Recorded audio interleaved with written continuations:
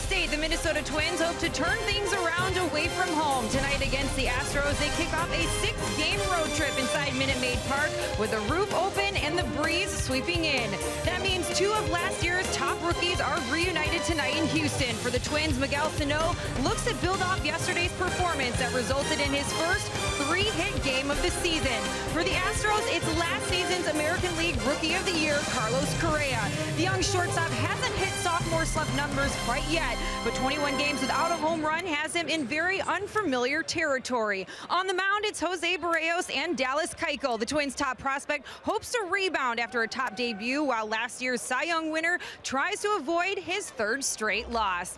Welcome to Houston, Texas, everybody. I'm Audra Martin, and it is a perfect day for baseball here inside Minute Maid Park. Tonight, these two teams each hope the other provides a spark for a much-needed May turnaround. Last season, these two teams showed such promise at the end of the season, with the Twins in wild-card contention to the very end, and Houston making the postseason for the first time in 10 years. But now, they own the biggest decreases in winning percentage in Major League Baseball. The strikeouts have been up in Major League Baseball all season long, but they've been a particular issue for these two teams. The Twins and the Astros are two of the league's top 4 teams when it comes to strikeouts, with over 470 Ks throughout the season so far. Now, 25 games into this year, we've seen Joe Mauer on base 25 times. He's the only player in Major League Baseball to earn that distinction. And tonight, the Twins hope he follows up yesterday's 3-hit performance with another trip around the bases tonight.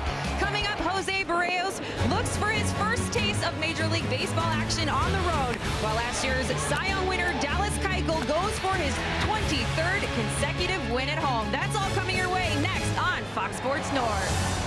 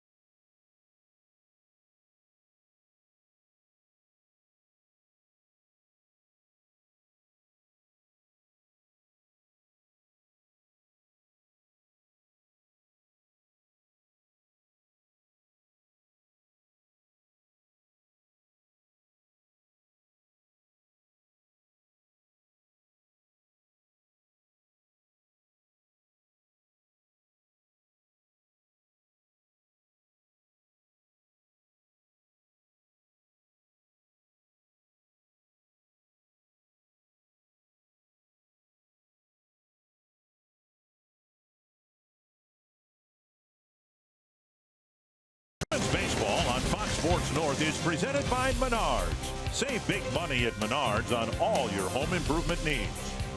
And by Sanford Orthopedics and Sports Medicine, for the everyday competitor in all of us. It's the start of a 6-game road trip for the Twins at Minute Maid Park in Houston, the first of a 3-game series. Both the Twins and Astros off to very slow starts. Jose Berrios will make the start for the Twins, just his second Major League start against the veteran. In fact, the reigning Cy Young Award winner in the American League, left-hander Dallas Keuchel.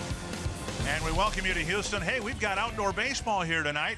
Dick Bramer along with Jack Morris for the series opener. Dallas Keuchel last year had a career year, winning the American League Cy Young Award winner, and the Twins will have their hands full here tonight because he's got quite a home record going for him. 17-0 in his last 22 here at Minute Maid. That's as good as it can get, I guess. He's got all the things working for him last year, and most of his success was due to the fact that he was able to get a lot of hitters to chase out of the zone. Almost 50% of his pitches were down out of the zone, but it worked for him last year, and especially here at home. The Twins, on the other hand, are sending young Jose Berrios out there, and he's got all the tools to win, and I think it's going to be a better start. You see his running two-seamer fastball there. He's also got the four-seamer that he can spot up and into left-handers.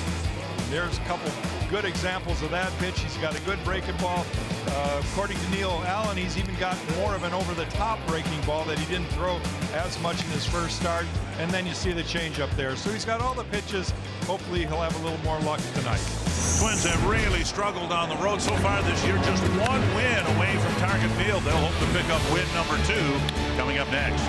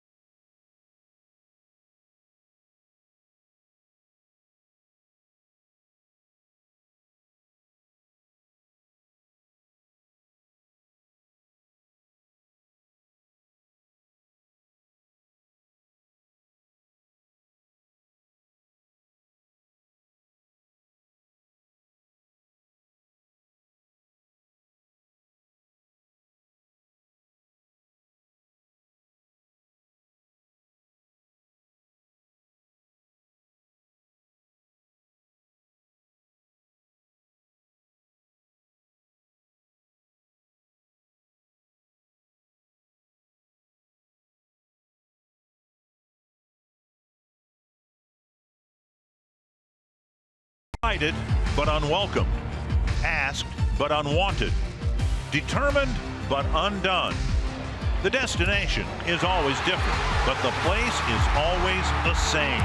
The road, someone else's territory, some other team's ground.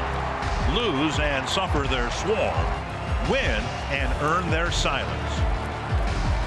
The cliche is all wrong. You can go home. You just can't play there every game. The Twins have really struggled away from home. The one win in Milwaukee, 10 losses, of course, the 0-6 road trip to start the season. So they'll hope that this 3-game series here in Houston will signal a turnaround before the 3 games in Chicago this weekend. Audra Martin, Jack Morris, Dick Bramer, and I think for the first time since we've been coming here, we have the roof open at Minute Maid Park. The Menards batting order for the Twins in the opener. Danny Santana leading things off. Brian Dozier hitting second. Then Joe Mauer, Miguel Sano, Byung-Ho Park, Eduardo Escobar, Eddie Rosario, John Ryan Murphy behind the plate, and Eduardo Nunez at third base. Last year's Cy Young Award winner Dallas Keuchel taking the mound. He's 2-3 this year with a 4.41 ERA. Not up to his standards as far as the way he's starting, and he thinks that it's his command of his fastball. So as we watch him early in the game, we'll see if he throws more fastballs in locations he likes. First pitch, strike one to Danny Santana. Jerry Lane, the crew chief, behind the plate. Hunter Wendelstedt, Scott Berry, Trip Gibson on the bases. One strike to Santana, and a pitch up and away, 1-1.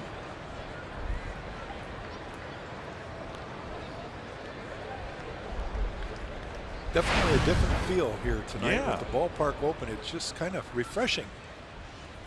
Swing and a miss.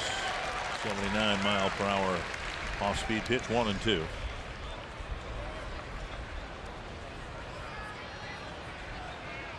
with 2 strikes to first baseman, Gonzalez plays back on the skin of the infield. 1-2. And poke foul. Key for the Twins against a pitcher like Keuchel. Make sure he gets the ball up and swing at strikes. As simple as that might sound, Keuchel won the Cy Young Award last year in the American League with a very high chase rate for hitters. He's got a very good pace of game. He gets the ball and throws the ball. He doesn't waste a lot of time. And like all good pitchers, he tends to get ahead in counts. So before you blink, you seem to be down in the count, and you have to be defensive. I think the key is to hit the pitch you can get early in the count. And there's a changeup, a swinging strikeout, 1 away. Northland Ford defense for the Astros. Preston Tucker in left with Carlos Gomez out of the lineup. Colby Rasmus has been their center fielder. George Springer in right. Valbuena Correa, Altuve Gonzalez, and Jason Castro behind the plate. Talked to Gomez before the game today. He's been cleared to play later in the series. He says he's going to get in later tonight. That remains to be seen. Brian Dozier takes down and in, ball 1. Keuchel's got that great home field winning streak of 17 games covering 22 starts, yet the Twins almost beat him here last year in September. The Twins hit 3 home runs against Keuchel. Dozier hit 1 of them. Eduardo Escobar, Aaron Hicks also homered. And that was the game you may remember. Tyler Duffy came home to Houston and pitched a great ball game and had the Astros shut out through 6. And then Duffy ran into some trouble. Trevor May ran into some trouble, and the Twins ended up losing the ball game, and Keuchel got the win. But at one point, the Twins had a 2-0 lead on him. When you have a streak like Dallas Keuchel's had here at home, you're going to have a few games where you catch a few breaks. Driven to the gap in left center field. And one hopping the wall. Dozier has a double. Dozier. Good contact right there from Brian. Good to see him get on base. Joe Mauer hasn't had a lot of guys on base in front of him with the streak that he's on. So maybe right from the start here, Joe can get it going. And Mauer typically has extended what's been a pretty impressive streak of reaching base in every game, and usually he's taking care of that in the first 1 or 2 at bats.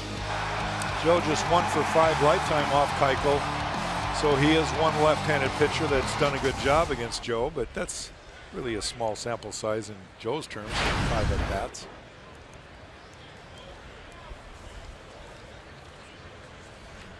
And Dozier at second, 1 away. And Mauer takes a strike at the knees. Joe's .337 average tied for 4th in the American League, behind Victor Martinez, Manny Machado at .350, and Nick Castellanos at .361.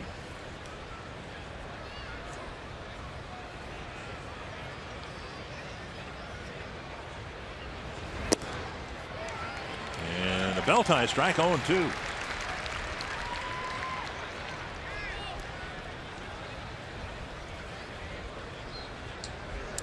Keuchel's last loss here, August 10th of 2014.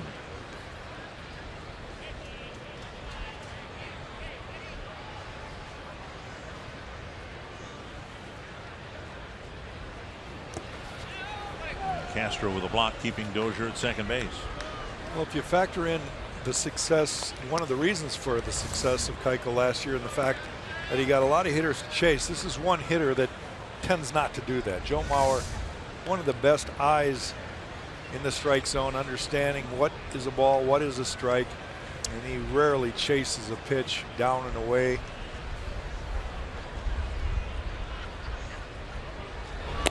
And up and away, 2-2. Even that pitch, a lot of guys would offer at. It's up in the zone. It's one of those pitches you think you can crush, but it's out of the strike zone. And Joe doing a great job of just laying off of it and working the count.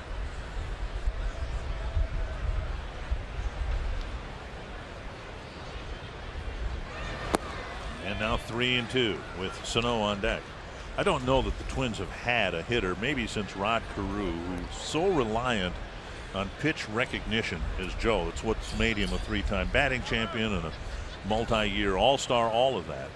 And for the last couple of years he's lost some of that, and he's worked very hard to get that back, that critical part of his game, an integral part of what has made him a success, and all the vision exercises that he's done seem to have paid off. So far so good. You know, we always talk about speeding up the game and that young players need to slow the game down. And he just took a walk, and he took 6 pitches. Yeah. No panic from Joe. He never seems to be rattled whether he's ahead in the count or behind in the count. He just trusts that he can recognize the pitch, and that's how you slow the game down. First and second, and now Sano. Sano had a rough introduction to Dallas Keuchel last year. 0 for 4 with 4 strikeouts. He had a rough game. And hopefully he will see the ball, recognize it a little bit better here. He had a pretty good game yesterday other than running to make the 3rd out. And Keuchel, Gold Glove winning pitcher, starts a 1-6-3 double play. So the Twins threaten, but Sano wraps into a double play to close out the first inning. And Jose Berrios will make his second major league start when we come back.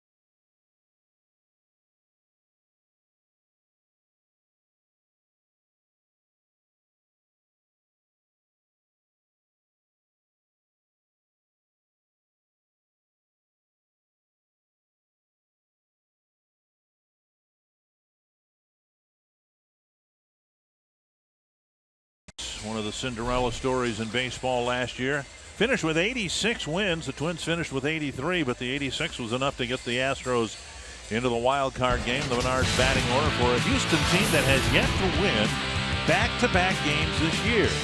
Jose Altuve, George Springer, Carlos Correa, Colby Rasmus, Evan Gattis, Preston Tucker, Marwin Gonzalez, Luis Valbuena, and Jason Castro. And they're all going to get their first look at the new Twins pitcher, Jose Berrios. He's making his second start, and the first one, we're just going to give him a gimme and go from there. This kid's got a lot of weapons. And we're excited again to see him work tonight in a little bit different circumstances. Facing Altuve, who's already hit 4 leadoff home runs this year. Then George Springer and Carlos Correa. Astros opening up a 10-game homestand with this game tonight. That's grounded just foul with Altuve waiting for that 93-mile-per-hour fastball. I guess that's how you hit leadoff home runs. You step in the box ready to go, right? Northland Ford defense for the Twins. Rosario, Santana, and Sano across the outfield. Eduardo's squared on the left side of the infield. Dozier and Mauer on the right side. And John Ryan Murphy behind the plate.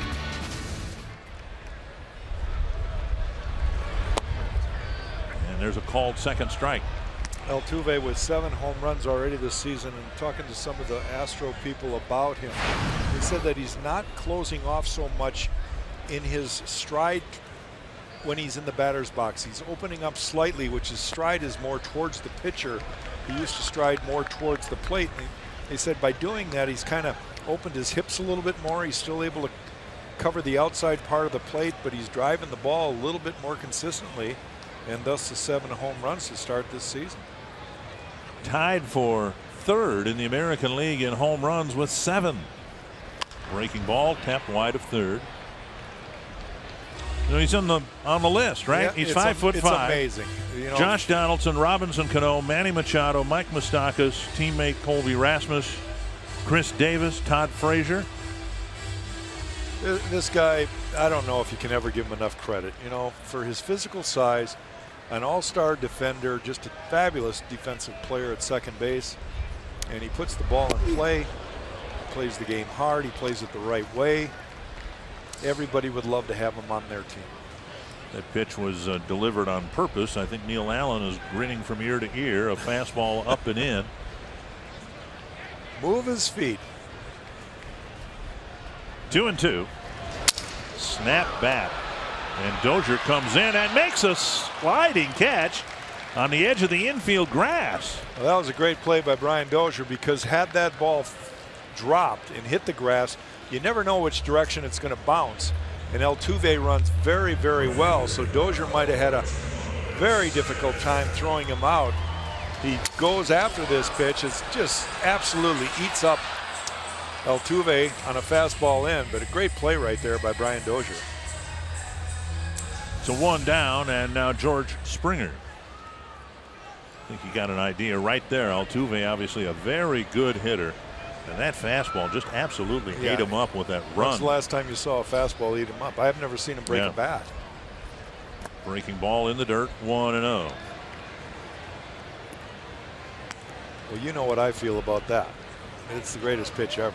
I know Bert talks about that sound and you think it's awful, but for a pitcher, that's worth 25 strikeouts to me. Broken bat. Really? Oh yeah, that's just cool. Ground ball hit right at Escobar, and a lob across for out number 2. Let's take another look at the pitch that broke Altuve's bat. You can see him striding in, but he tried to pull his hands in, and it was down and in. Right below, we talk about it all the time. Bert's favorite pitch is down and away. That's my favorite pitch. Right underneath the belt, inside corner. Very few guys can ever handle that pitch, and when they do handle it, it's usually a foul ball.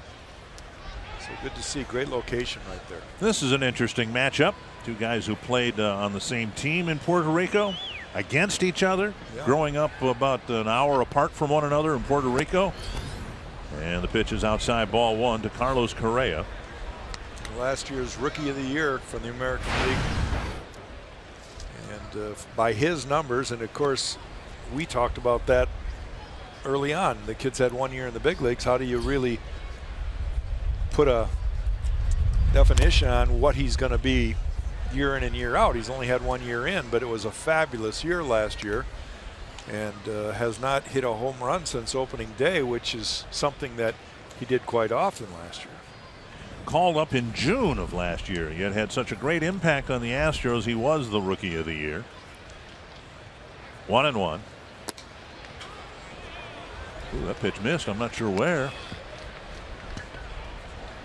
Correa was saying that a lot of the tryouts that they went together, they would pitch against face each other. That Barrios would pitch against Correa, and that's what the scouts wanted to see because it was a good example of what major league pitching might look like. And now 3-1. Well, he doesn't want to walk this guy for a lot of reasons. I rode on the team bus with Barrios. I said, "You going to strike him out?" He says, "Oh yeah." I like that too. You need to have confidence. 3-1.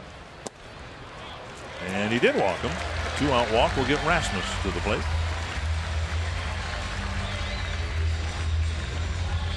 Rasmus, normally a left fielder. Let's take a look at where this last pitch was. You saw ball 3 was just a little bit low. And that one, well, I don't know. Barrios, you want to throw that ball down there, don't you? Well, that's a very tough pitch for a hitter to hit.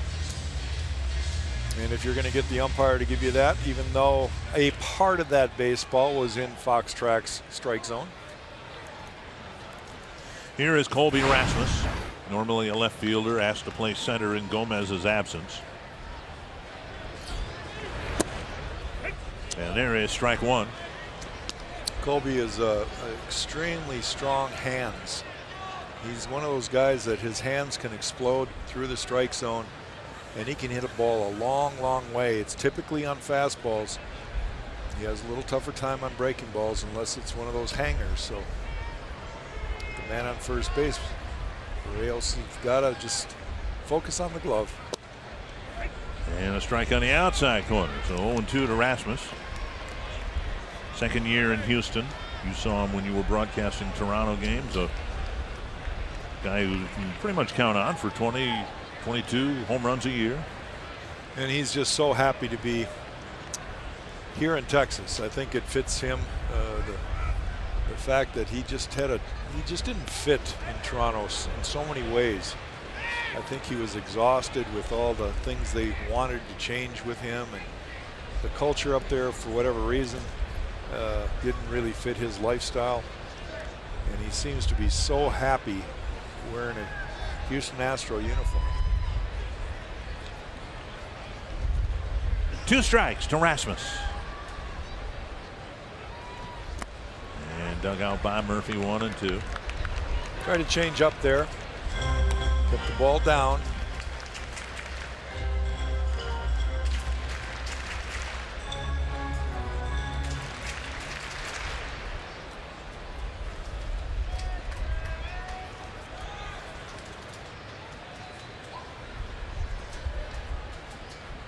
One and two. And now 2-2. When Barrios pitched at Target Field against the Indians, he had a terrible time with the leadoff men. He ended up facing 5 leadoff men and only got the leadoff guy once. And here he's gotten the first 2 outs of the first inning here tonight. And now trying to pitch around the 2-out walk to Correa. 2-2.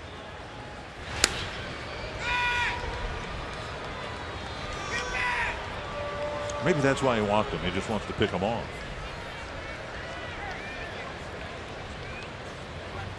Well, at least he let him know that he's thinking about him over there. You've got to give your catcher a chance, and that's one way of doing that. And a high fastball. Got him. Barrios with a strikeout. And 2 balls put in play to the infield. A harmless walk. And on to the second we go. Young Hope Park will lead things off.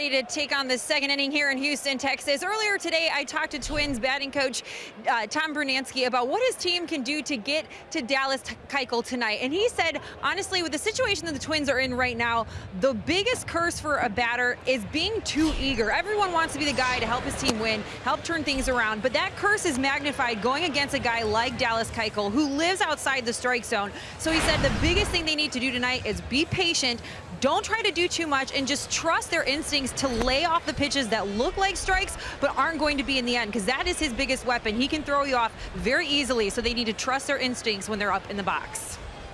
Well, thank you, Audra. And it's 2-0 to Park, who's laid off a couple of pitches. Now a tapper foul.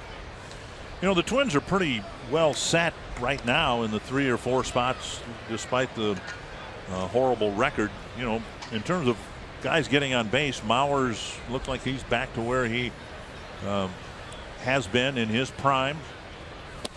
Sano's on base percentage is climbing,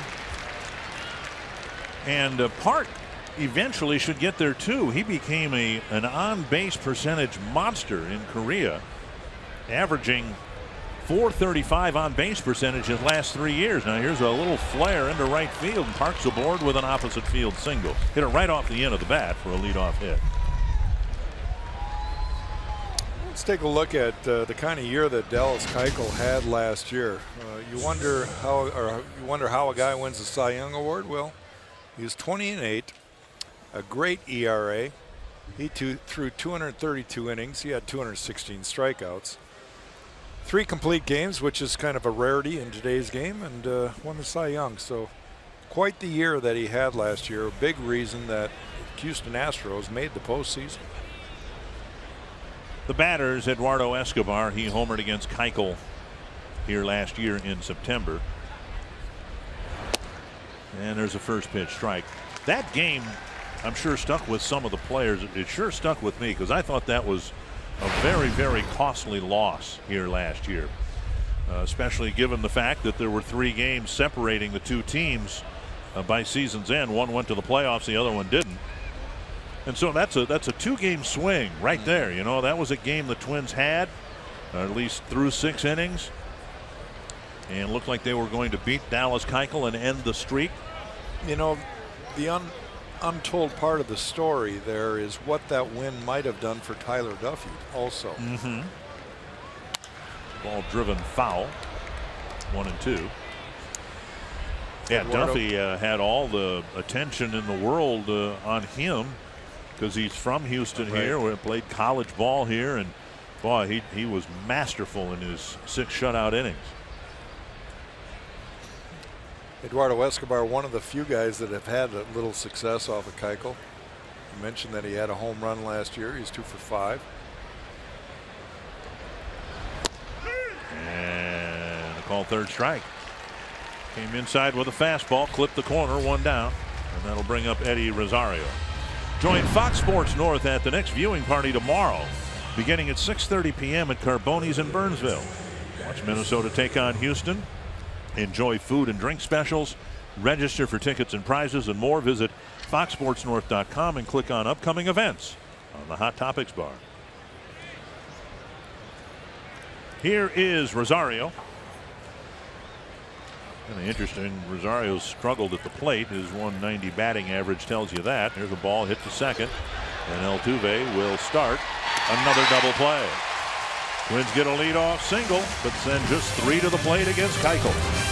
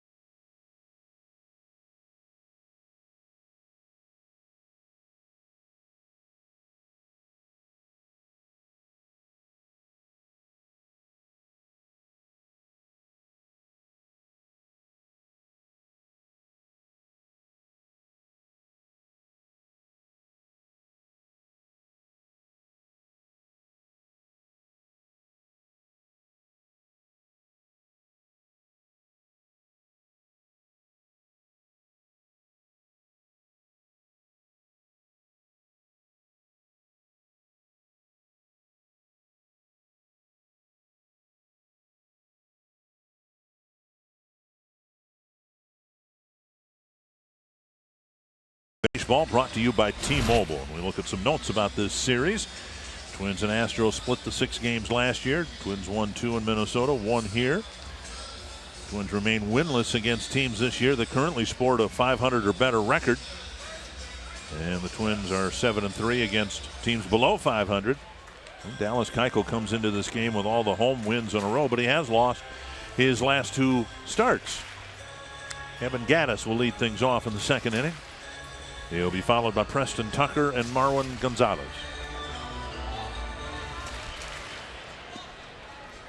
Berrios had a good first inning. Got the leadoff man, which was something again that he struggled with against the Indians.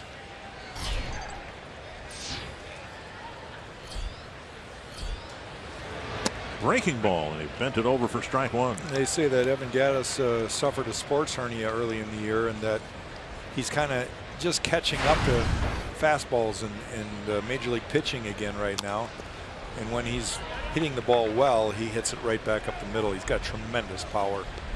You know, old school type of stance, you know, doesn't ever use batting gloves, throws the dirt, spits a little bit, grabs it like it's an axe, and he's ready to, you know, cut down the forest. But he's definitely got a unique style at the plate.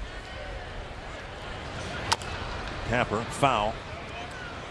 Astros intend on him doing some catching occasionally, or at least that was the plan until the sports hernia set him back some. 2 strikes from Berrios. A.J. Hinch, the Astros manager. Off-speed pitch up and in. 1-2.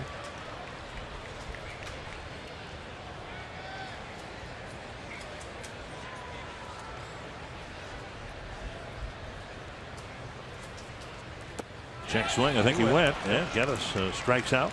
2nd consecutive strikeout now for Berrios. And that'll bring up Preston Tucker. The Twins flex plan gives you the flexibility to choose your games and your number of seats.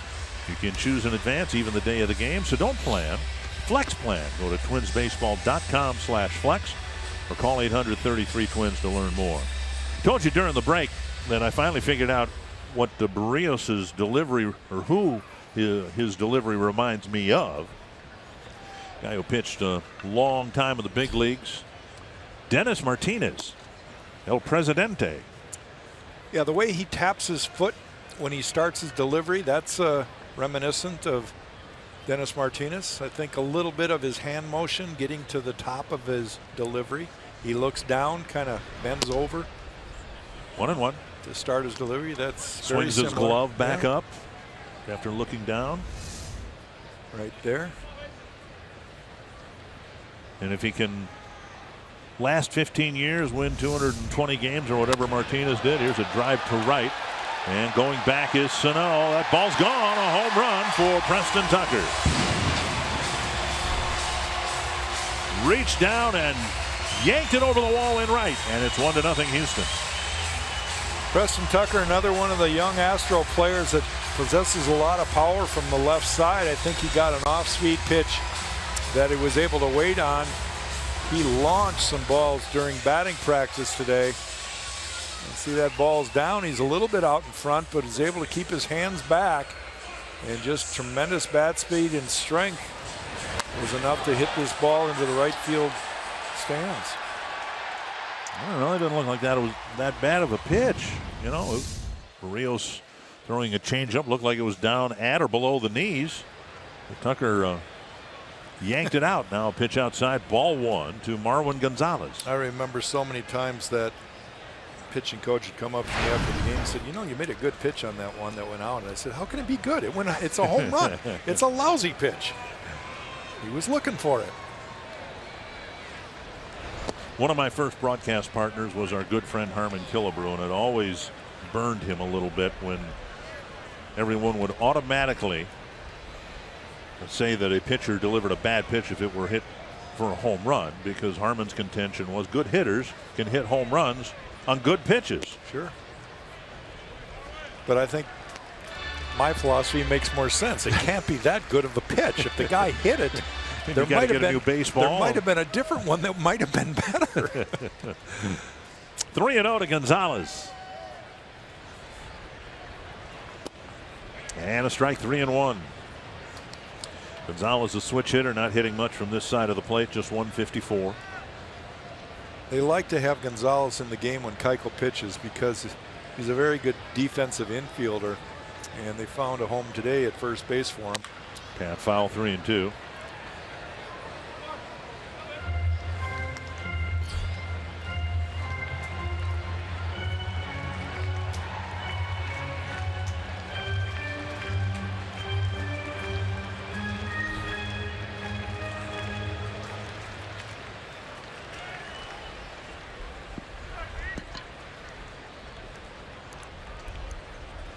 Three and two now to the Astro first baseman.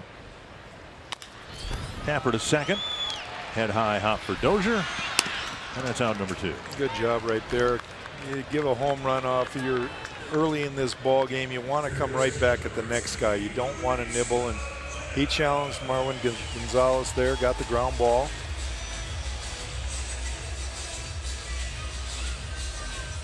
Somebody asked Paul Molitor the other day whether he was influenced by a pitcher's body language out on the mound, and Paul said yeah, they look at that constantly. How is a guy handling maybe close calls from the umpire? Is he showing frustration? It's just an observation, but it looks like Berrios's body language out there today is so much more relaxed than it was the other night. He's not all amped up.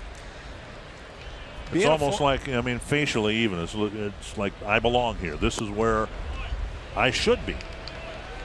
I'm going to defend all those guys that Paul was talking about, and I think everybody is different. Everybody, you know, I was a guy that showed a lot of emotion on the mound, and sometimes I was criticized for my body language. And I would rather be judged by my results than body language, because you can do a lot of things that look silly, but if you're getting people out, it's almost like Jim Palmer one time. Earl Weaver came out the 5th inning of a game and was going to take him out. And Jim Palmer looked at Earl and said, "What are you doing out here?" He said, "Well, you lost 5 miles an hour on your fastball." He said, "Earl, I just got the last 9 guys out." Another 2-out walk, this time to Valbuena, who's hitting just 183, and that'll bring up Jason Castro. Castro struggling, and Murphy out to talk to Berrios. Twins in a kind of ticklish situation here as April turned into May, with 3 of the 4 starts being given to very inexperienced pitchers. Tyler Duffy the other day, and Velasco yesterday, of course. And Berrios tonight, and Alex Meyer will make his first major league start tomorrow. You know, that brings up another whole subject of when do you bring up a young kid? Do you want him to come in to have great success with a great team? Yes. But the odds are against a young kid coming up into a situation like that, because if the team is playing well, there's usually a reason, and there's usually somebody ahead of him who's doing a pretty adequate job. So do you bring him up when the team is struggling? They're all kind of missing on some cylinders and not playing well. That's usually what happens. And the result of that sometimes is they don't have the success right away. So I don't think there's a perfect time to bring up a young guy. I think they earn their spot, and they're going to have to make the most of their opportunity. There's Alex Meyer, who will start tomorrow night's game. 1-1. Castro bunts, and he'll get a base hit. Twins shifted, and the catcher dropped down a bunt up the third baseline, and that'll get Altuve to the plate with 2 men aboard. That was a great bunt in a great spot, but you saw some of the athletic ability there of Jose Berrios. He gets to the ball, he makes one major mistake. You don't want to pick up a ball that's going that slow with a glove hand. You've got to bare hand that one. That's your only chance. I don't know if he had a chance anyway. It's going to be ruled a base hit. But that's one where you want to pick it up barehanded. 22 pitches already this inning, and now Altuve, who had his bat shattered in the first inning, comes up with 2 on and 2 out.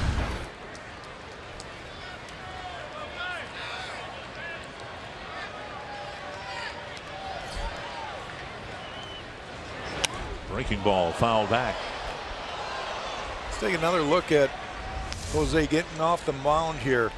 The ball did get slightly behind him, but he's only going to have one chance, and that's to barehand it. And he goes glove side in the transfer to his throwing hand. He bobbled the ball.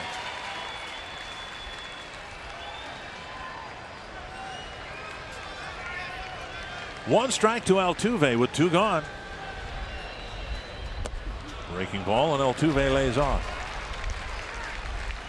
One thing that Neil Allen was hoping for from Berríos in tonight's game was better command of the fastball down and away to right-handed batters. One of the issues he had, and the reason he fell behind just about everybody, he had a tough time with the ball running out of the strike zone to right-handed batters up and in. There's a chopper, and Berríos sets and fires and makes the play. Altuve strands 2, but the Astros get a run on the Tucker home run, and it's 1-0.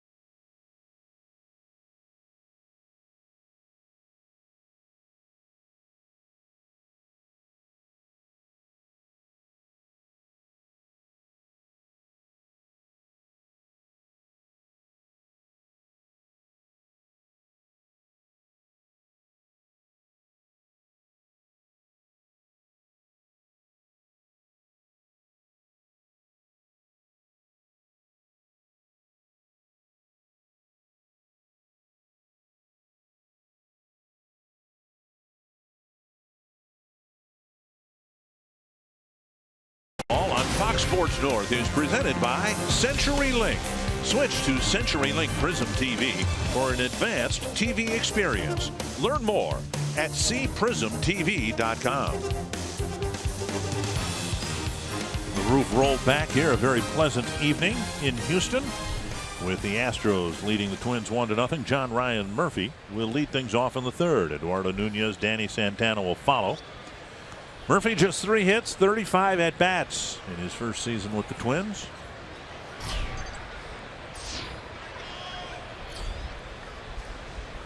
Keuchel's gotten a couple of ground ball double plays to wrap up each of the first 2 innings. And Murphy takes outside, ball 1. John Ryan getting a chance to catch again. He's going to get an opportunity at least once a week. He's been really struggling, and there's another just a little soft roller down the third base side. 1 down in the third.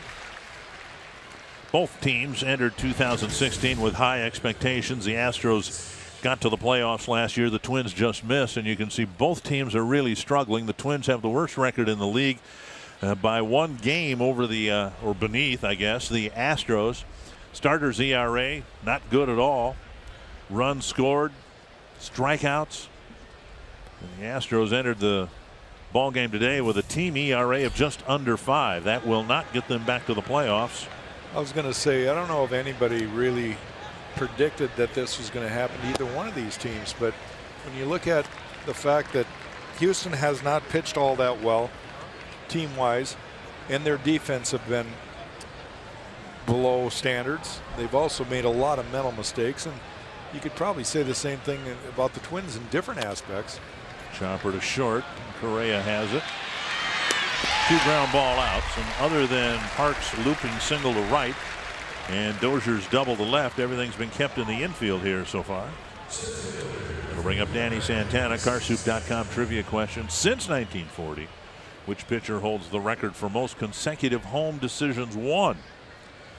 Now, Frank Viola had that long streak at the Metrodome. Big banner hanging from the right field upper deck at the Metrodome. Frankie's sweet music. Viola. So he's on the list, we'll put it that way.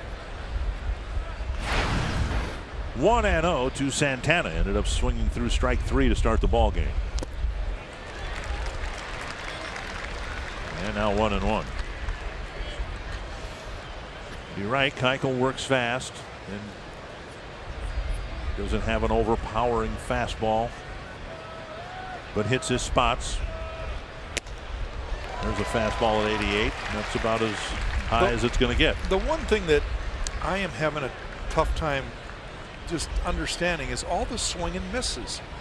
You know, we're not talking about a guy here that's blowing everybody away with a 97, 98 mile an hour fastball.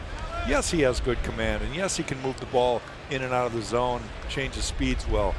But you still should make contact. You're a major league hitter, and you're seeing the Twins all year long have had just too many swings and misses.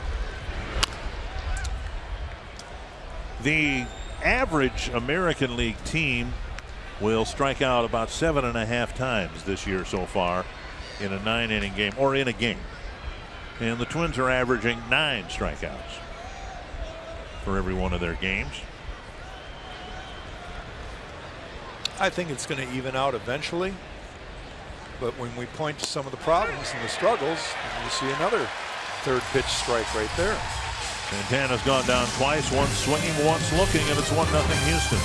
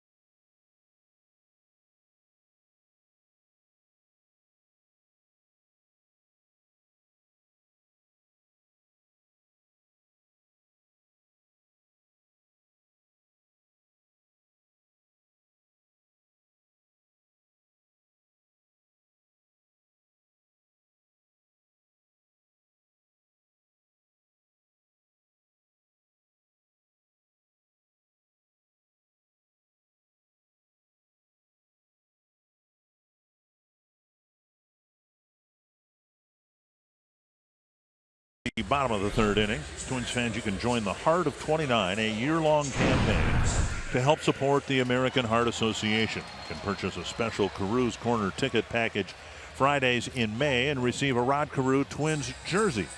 Fans can also join or pledge Rod's team at the Twin Cities Heart Walk. For more details, visit foxsportsnorth.com. Click on upcoming events on the Hot Topics bar. George Springer to lead off the third for Houston. He'll be followed by Carlos Correa and Colby Rasmus. Springer hit a ground ball to Escobar his first time up. Breaking ball. Second inning in a row where Berrios has started the leadoff batter with a breaking ball, and the second inning in a row where the hitter's taking it for a strike.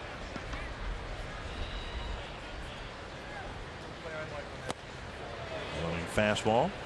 And when we say fastball, we should point out he has both of them, a two-seam fastball and a four-seamer. Yeah, the two-seamer is the one that'll tail in on the right handed batter's box side, away from a left-hander, in on a right-hander. And the four-seamer typically straight. That's the one he wants to spot on the inside corner to a left-hander or away from a right-hander. He's got a good feel. There's no question. This kid has a feel for pitching. But everything's new to him. He's got to trust in his catcher, John Ryan Murphy, today. He had Kurt Suzuki his first game. And every time now he's going to be facing hitters, most of which he's never faced before. Of course, he's familiar with Carlos Correa, growing up in Puerto Rico with him. Change up in the dirt. That's 3-2. 2 walks by Berrios, each with 2 outs in each of the first 2 innings. And there's Correa on deck. He drew the first walk in the first inning.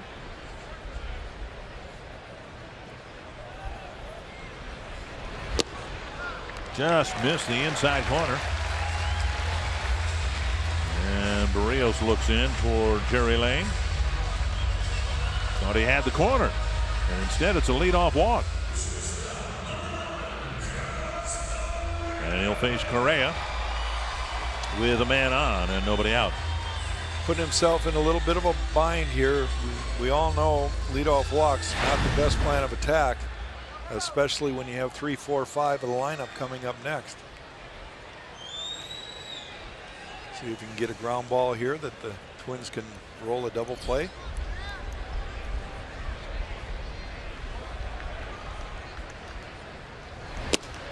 And a fastball right down the middle.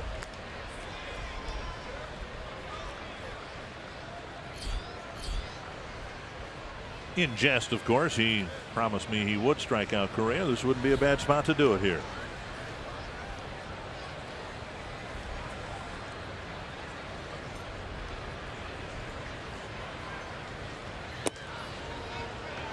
Just inside with a changeup.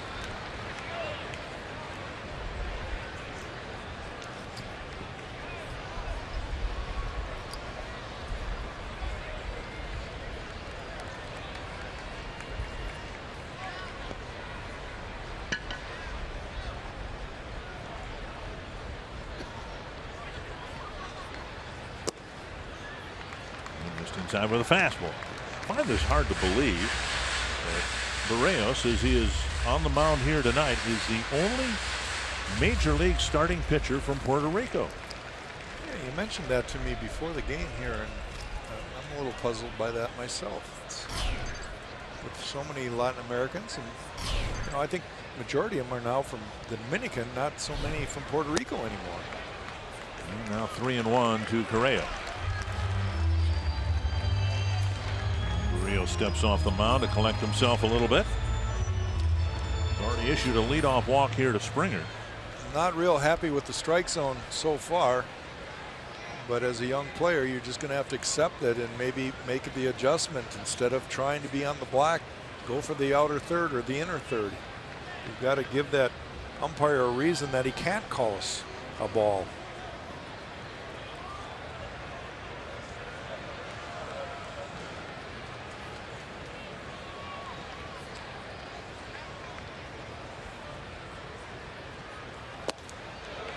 Back-to-back walks here to start the 3rd inning. 4 walks in the first 12 plate appearances. Colby Rasmus will hit. He struck out to end the 1st inning, and he's in center because Carlos Gomez injured himself on this play. You can see how hard he hit the ground. It bruised his ribs there when he landed. He made a point of telling me before the game today that it's not an oblique and it's cartilage in the lower rib area. He says swinging, and we all know how violently he swings. Right. Swinging is fine. He had a workout here before the game. There was some thought that they may have to put him on the disabled list, but they're confident that he'll be able to play later on in this series. Neil Allen has spoken his piece, and now Berrios trying to get himself out of a jam of his own making. Yeah, that's a pretty easy conversation to understand. It's like, you know, kid, you got good stuff, but you can't walk people. You got to go after them. Allow your teammates to be a part and involved in this game. In his start against the Indians, 2 walks in 4 innings, 6 hits, but now 4 walks in 2 innings plus, and Rasmus at the plate. Breaking ball, missing the outside corner.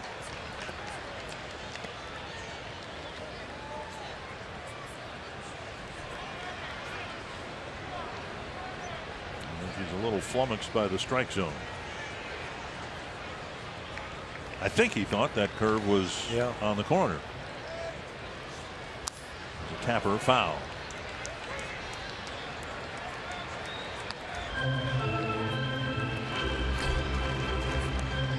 There's just a lot of things to get used to in the big leagues compared to the minor leagues. And yet it's the same game. It's 60 feet 6 inches. The catcher's behind the plate. Everybody breathes through the 2 nostrils. I mean, there's a lot of similarities, but you've got to adjust, and he's making those adjustments on the fly. A foul, 1-2. You pose the question, when do you call these guys up? And ideally, you wait until they dominate. And as effective as Berrios was early this season at AAA, it was just 3 starts. And it was just 17 innings. It was outstanding. Just 8 hits, 8 walks, no home runs, couple of earned runs. 1-2. And he gets a strikeout on the breaking ball, 1 away. Second time that he struck out Rasmus. Well, I'm a big fan of calling kids up when they're young if they have done their job in the minor leagues. See that slider right there that just comes in underneath the hands of the swing of Colby Rasmus. Good location there. That was a big out. Now he might be able to spin a double play ball and get out of this. But I believe a kid like this should get a shot sooner than later. And because there's so much of a learning curve here at the major league level, you know that he's going to have to go through a lot here to kind of iron it out and have that same kind of success in the big leagues. And a breaking ball called for a strike. So with that being said, I think this is a perfect time for him. You know, with a team that has been struggling, but yet, you know, there's a lot of talent there. Maybe they can heat it up a little bit, start catching the ball better, and he could kind of be a spark for them. And Murphy to the mound to talk to Berrios, 1-1. He is 21 years old. He won't turn 22 till the end of this month. He, like Correa, drafted in the first round of the 2012 draft. And again, players from Puerto Rico are draftable. And if you go to Venezuela, Dominican Republic, you just simply sign them. 1-1 to Gaddis. Pulled foul.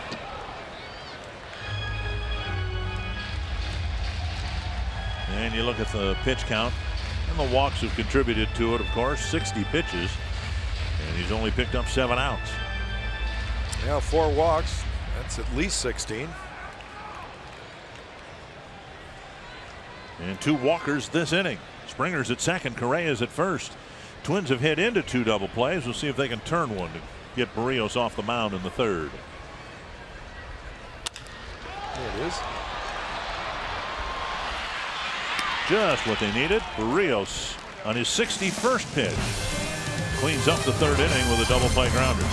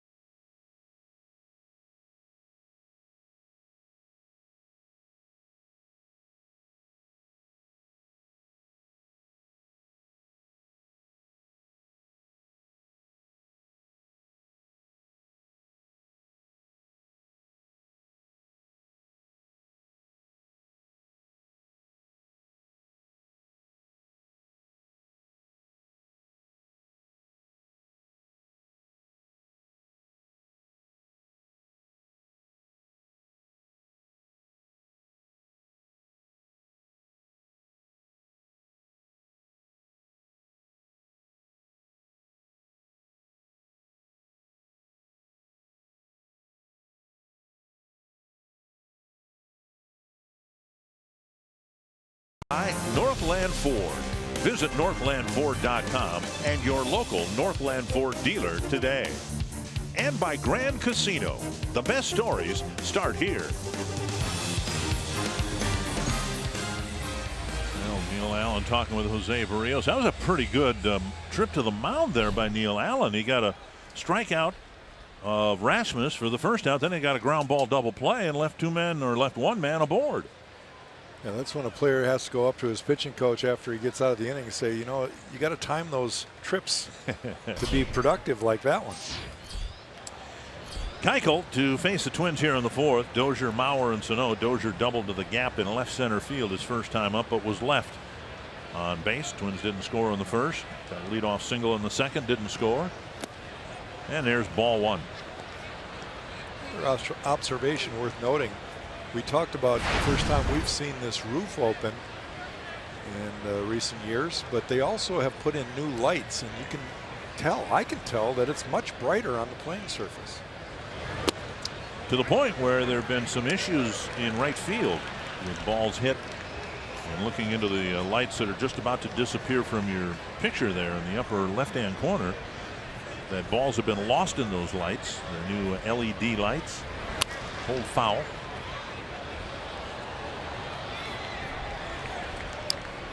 Ryan seems to have a lot better approach here against Keuchel. He must be seeing the ball well.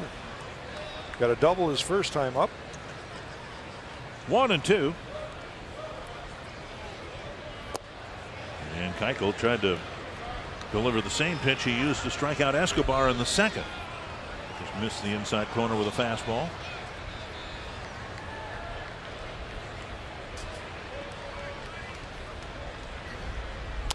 And a tapper. It'll be a tough play for Correa. Fires. Got him. And Dozier crossing the bag with a safe sign. We'll see if the Twins challenge it here. Paul Molitor has a foot on the warning track. Dozier heading back toward the dugout.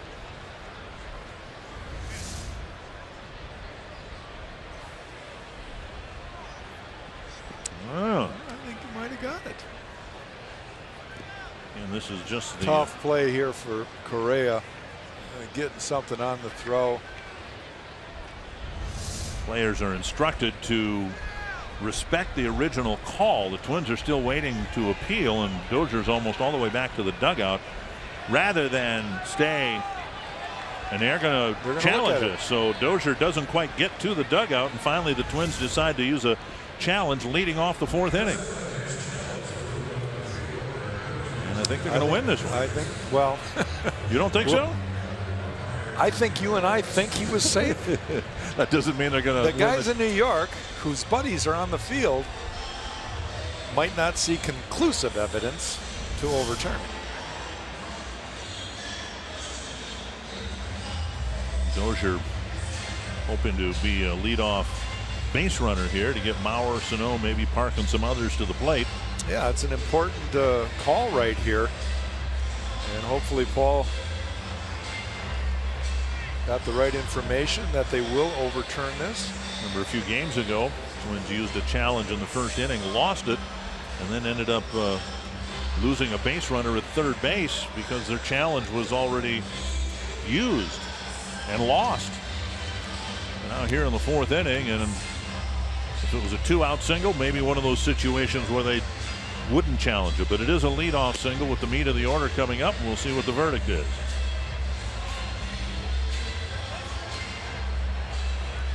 And safe is the call. Hunter Wendelstedt is the first base umpire, and I think Brian Dozier had a little conversation with him like, hey Hunter, are you sure about that one? And I like the way they reacted. Hunter is almost laughing, saying, come on Brian, you can come back out with me. You can see the conversation continues over there, but you know, I like this replay. It does slow down the game at times, but it's important to get it right because look at already this changes the way this inning is going to be played out. Now Joe Mauer with a man on board. Well, there are a lot of other reasons far less important than getting things right that delay games. So that's true.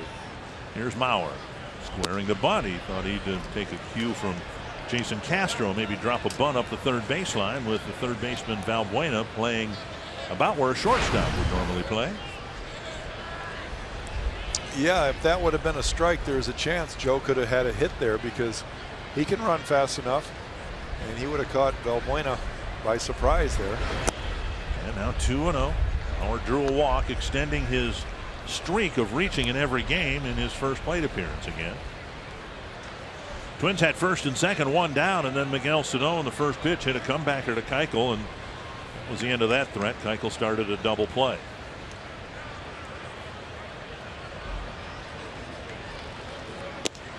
And a fastball, called strike, 2-1.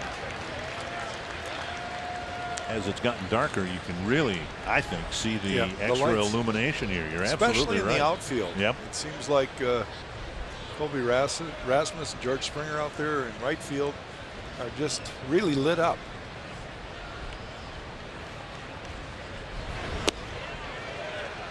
And another called strike, 2-2. Good breaking ball. Joe doesn't see that many sliders from a left-hander. Good location from that pitch. First plate appearance, he fell behind 0-2 and then took 4 straight out of the strike zone. He's yet to swing at a pitch.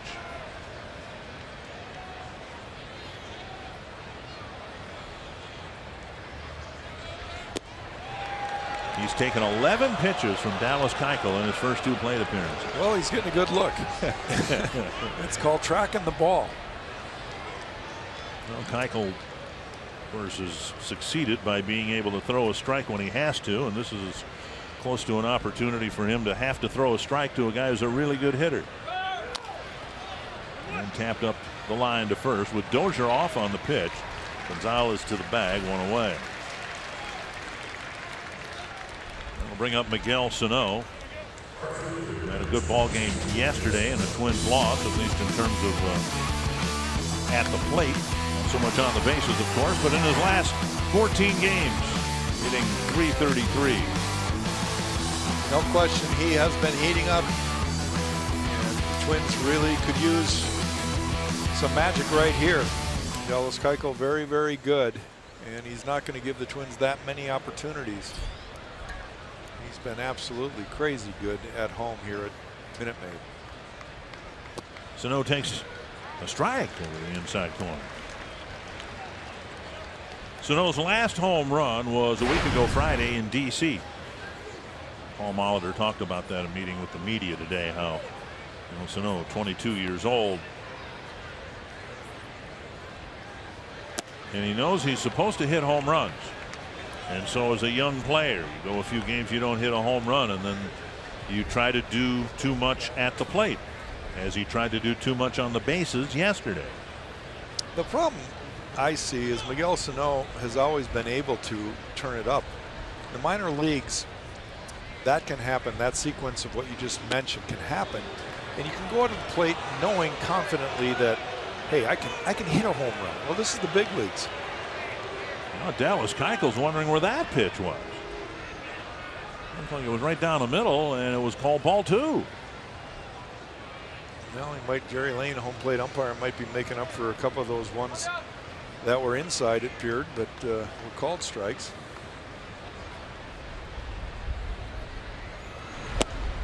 Anyway, now 3-1. Anyway, I think, Paul, what he's really trying to say is Miguel Sano has enough God-given ability and power that if he just puts a good swing on it, he's going to get his home runs. He does not have to try to hit home runs. Just put a good solid swing on it and the ball will take care of itself. And now inside, ball 4, so no walk. And Park will come up with 2 men on. Well, you saw the power in a way yesterday. Sano hitting a fly ball down the right field line, and he's going to hit home runs to right field or target field. That ball landed on the warning track and somehow stayed on the field of play. He's at first. Dozier's at second. Park flared a single to right his first time up. Well, we know the kind of power this man possesses, and the same could be said about him. Just put a good swing on it When he makes contact out in front of the plate, he's got the bat speed and strength that balls just fly. It's a long way out to straightaway center here at Minute Maid. 436, just past the flagpole in center. There's a strike. Talking with Hall of Famer Craig Biggio before the game, he said he just happened to be at Target Field the day that Jim Thome, as a member of the Phillies, hit a home run over the batter's eye in center, and he said that's one of the longest home runs he's ever seen. And then so I had to tell Biggio about Park's home run into the catch area in center, outside 2-1, that was every bit as far as the Thome blast, the 2 that he hit over the batter's eye. And truth be told, 6 home runs, and none of the 6 have had any doubt about them. Now, if he's going to hit it to center, he's got to hit it a long way. Now 3-1 to Park. Twins are doing a good job. This is the game plan that Tom Bernansky was hoping that they'd have. We mentioned at the onset that Dallas Keuchel really thrives off of getting you to chase out of the zone, and they've been patient trying to keep the ball up in the zone but yet in the strike zone. Check swing, and Park was ready to take the armor off and go to first, but it's a strike called. 3-2. Park, high strikeout guy. Wouldn't expect the runners to take off here. 21 pitches. Keuchel's got just 1 out here in the 4th inning.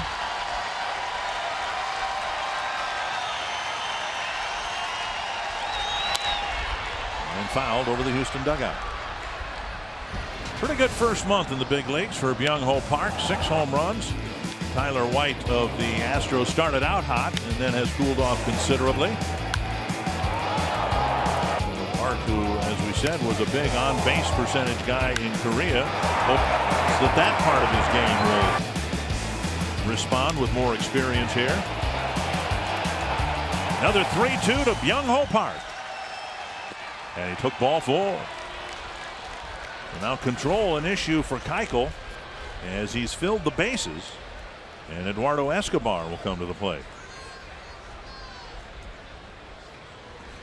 Well, I think he's, even though he won the Cy Young last year and is considered a veteran, he's experiencing a part of his career that the league is starting to pay attention to the fact that everybody is reminded, every team, that look at this guy gets a lot of swings and misses out of the zone. Hitters are being asked to be more patient. Keuchel has to make the adjustment now. Escobar called out on strikes in the 2nd. He's 2 for 6 against Keuchel, including a home run. Twins would take a patented Escobar double here.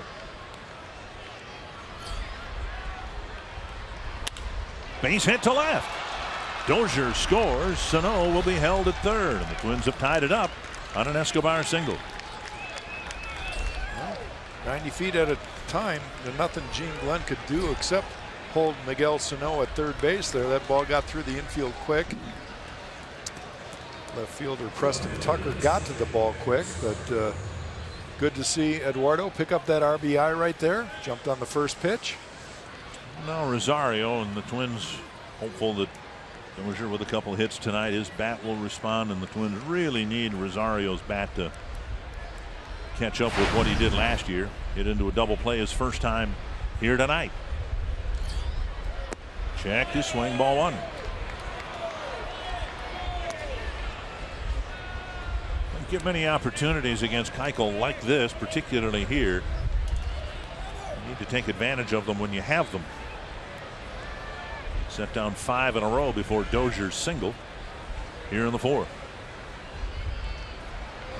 Fouled away.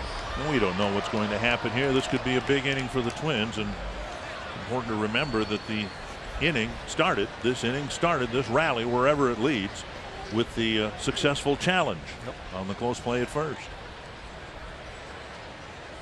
That and 2 walks. 1-1 to Rosario. Foul, an off-speed pitch. So he's floated a couple up there, and Rosario's looked off balance. His timing has been off. Keuchel would like to get a strikeout here one of the things I was told about Keuchel is he, like a lot and so many pitchers in today's game, decided that it'd be best to learn a cutter, and that he's thrown it a lot early in the year, and he's lost some velocity on his fastball because of it. Nice stop by Castro. And what he's trying to do in his bullpen sessions is have better command and let that fastball creep back up into the mile-per-hour range that he's used to. And so far, we've really seen that he hasn't blown anybody away with the high heat that he was using last year. 2-2 to Rosario.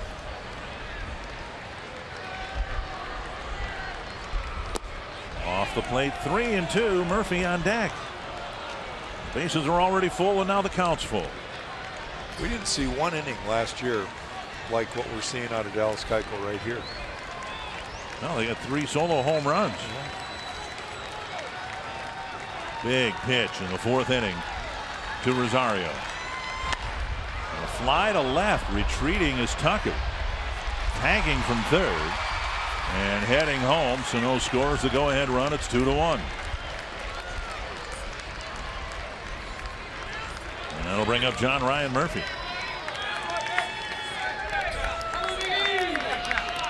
Macy made contact and was able to hit it far enough to allow Sano, who runs well, have the go-ahead run.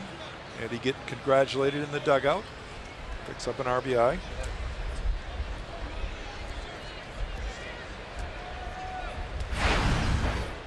And now Murphy hit a 2-hopper to third, his first time up.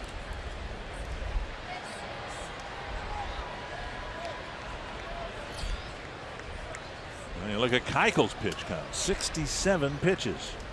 Still looking for the 3rd out of the 4th inning. Outside, ball 1. 31 pitches this inning with for Dallas Keuchel, and he's still got some work to do.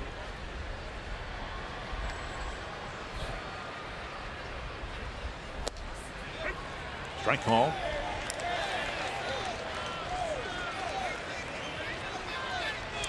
Well, Murphy has some words with Jerry Ling. Well, Murphy's been catching those pitches that Barrios has been I'm sure furious that about. conversation was pretty much, well, if he's getting it, why aren't we getting it?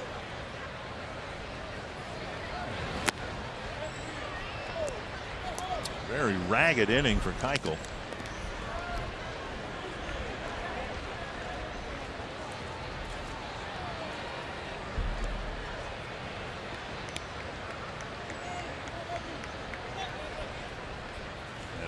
Start earlier this year when he walked 6 men in 5 2/3 innings. 2-1. Hope down the right field line, foul, 2-2. First start of the year in New York against the Yankees. He walked 4 in 7 innings. That's not so bad, but he had 10 walks in his first 12 2/3 innings this year.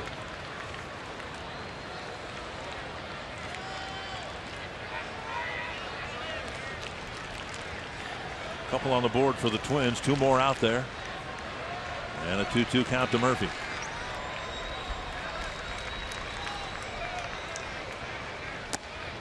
Three and 2. Nunez on deck. The runners will go here. Park from second, Escobar from first.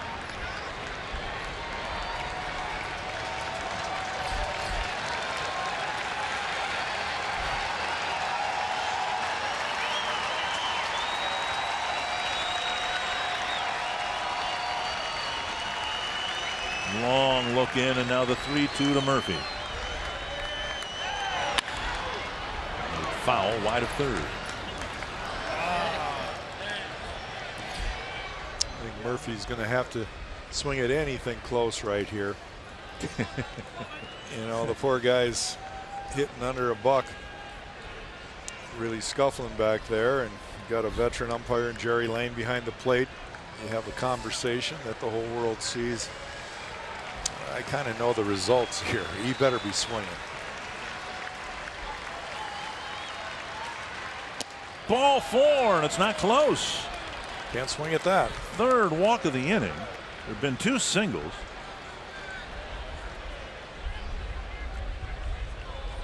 loaded up now for Eduardo Nunez. So there will be a visit from Brent Strom, the pitching coach of the Houston Astros. You rarely see this from Dallas Keuchel. He's got 4 walks. We talked about Jose Barrios with his 4 walks. 17 plate appearances. The Twins have 4 hits, and Keuchel has given them 4 walks. Nunez hit a bouncer to short his first time up.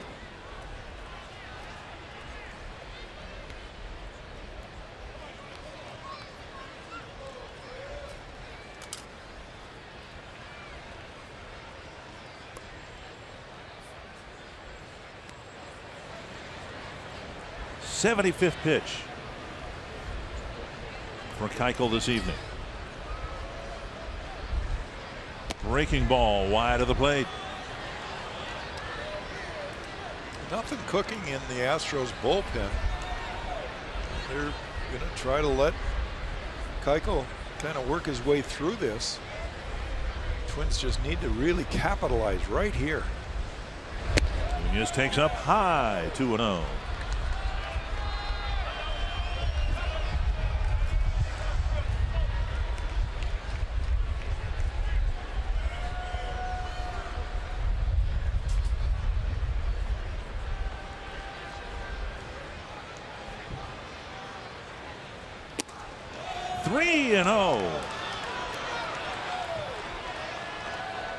Nunez has got to take a strike here, doesn't he? I would think.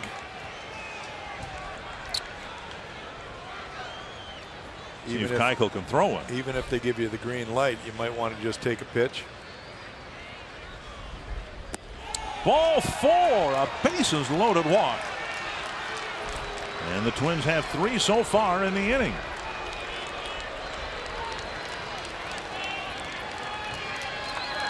Back to the top of the order now, and Danny Santana. Santana struck out twice, once swinging, once looking. 5 pitches. Excuse me, Santana at the plate here. He's the 9th man to bat. 40 pitches this inning for Dallas Keuchel. Santana takes down and away, ball 1. Well, now there's some activity out there in the bullpen. Yep. They're going to Fields is warming up. They're going to have to get somebody throwing the baseball.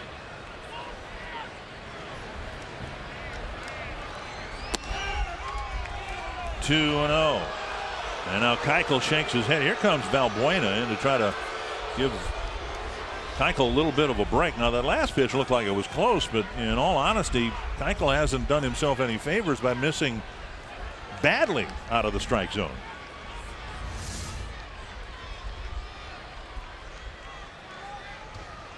Well, that was down and away. 2-0 to Santana.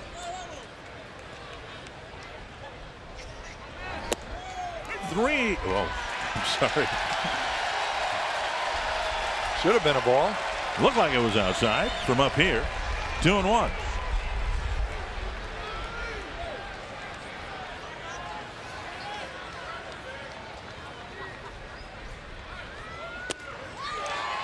Three and 1. Well, the fans are booing, but in all honesty, Keuchel's all over the place. Yeah, he is really scuffling right now. I haven't seen this ever, and I think the fans are not accustomed to it, especially here at home. He's been so good over the last year plus. Busted bat and a bouncer to third. In 4 innings, 4 walks in the inning, and a perplexed Dallas Keuchel comes off the mound with the Twins scoring 3 times.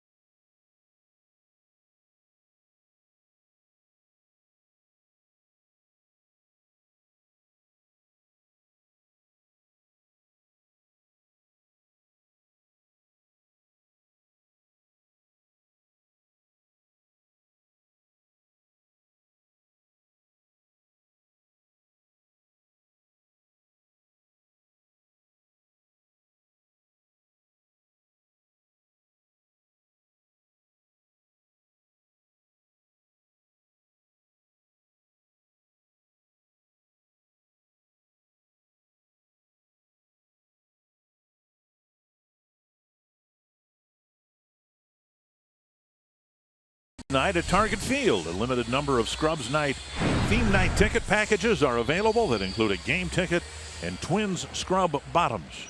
Go to twinsbaseball.com/scrubs. Learn more about the Scrubs Night theme night offer. Wouldn't it be wonderful for the Twins if Jose Berrios had a quick 1-2-3 inning in the bottom of the fourth? He'll face Tucker, Gonzalez, and Valbuena. Berrios has his own control issues he needs to resolve, and he starts the inning with a strike. Berrios has walked 4 in 3 innings. Keuchel has walked 5 in 4 innings. Tucker hit home run to right on a changeup. Away, ball and 1. Ball 1, strike 1. Yeah, this is where they preach, get him back in the dugout. We just had a big momentum swing. Keuchel pretty much handed you 3 runs right there with all the walks in that half inning. And the 3 runs started with a successful challenge at first base, and now Berrios gets ahead of Tucker 1-2.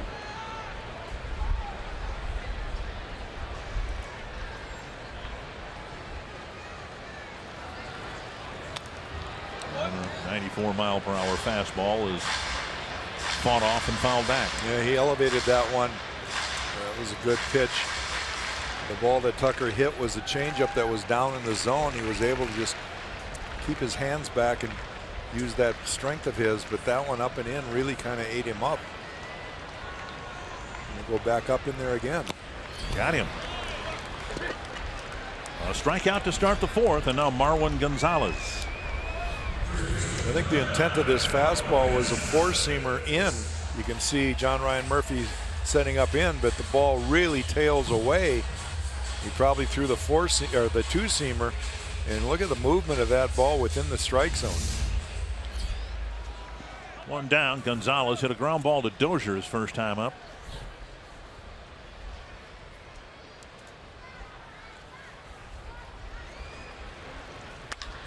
To right center field, Santana racing back and makes the catch on the warning track.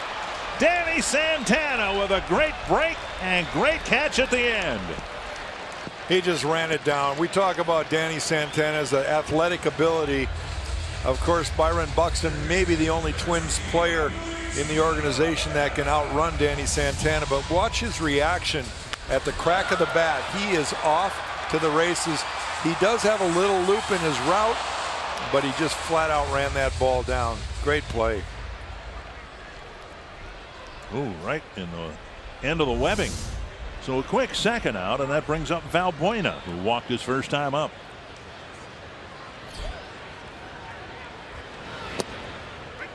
You know, that's one thing that's measured now, route efficiency. Of course.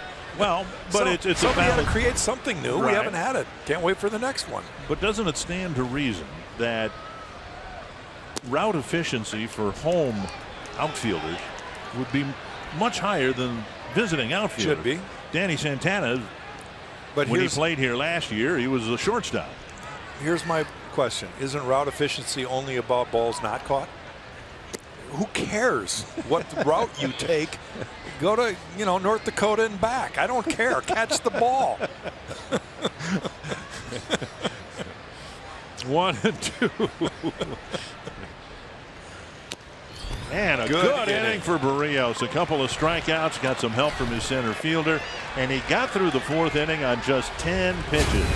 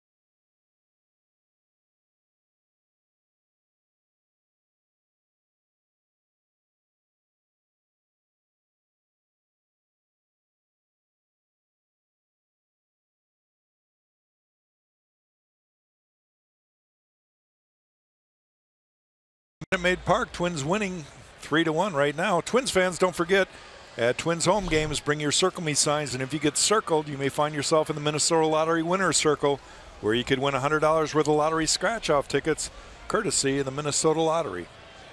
Twins scored 3 in the fourth, left 3 on in the fourth. The inning started with a Dozier infield single that was challenged successfully.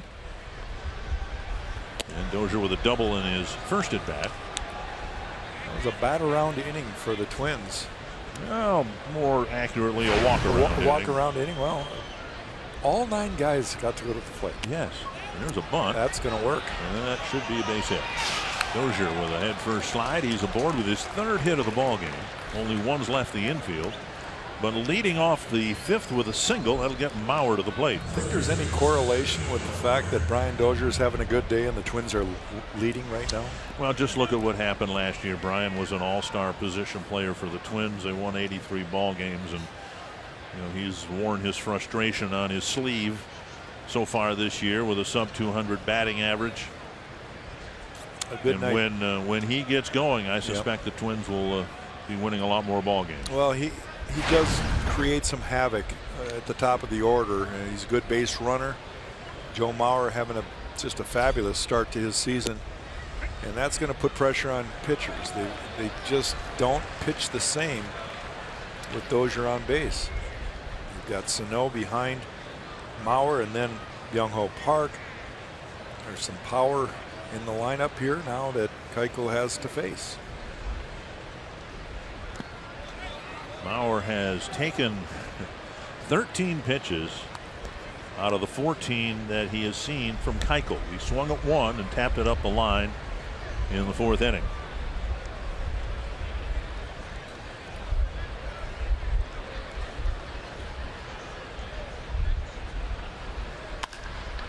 It's lifted to the left field corner, and it'll twist into the seats. 1-2.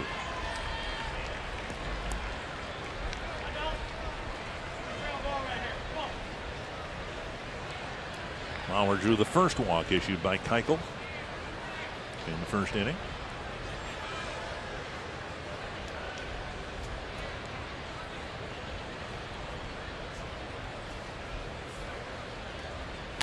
Driven to right center field. And making the catch, backpedaling is Springer short of the warning track. And Mauer hit it awfully well to right center for the first out of the 5th inning. I thought that ball had a little more carry once it left his bat, but Springer read it well. Nothing that Brian Dozier could do except to go back to first base. And that wasn't the most direct route either, and Springer plays here, but he doesn't play here very often with the roof open. And then you add in the factor of the lights, which might have distracted him a little bit. 1 down. Here's Sano. Hit into a double play in the first, walked and scored in the 4th.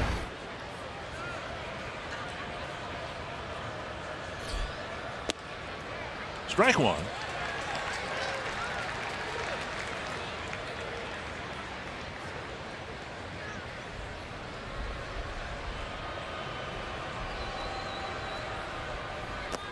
Dug out by Castro.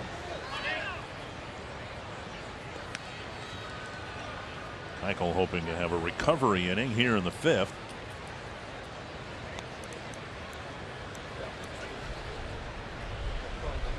Threw a season high 110 pitches in the second start of the year. The ball scalded but foul. And it's 1-2.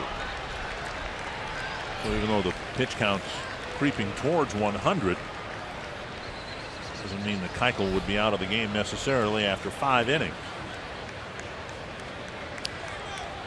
You give a guy like him the benefit of the doubt.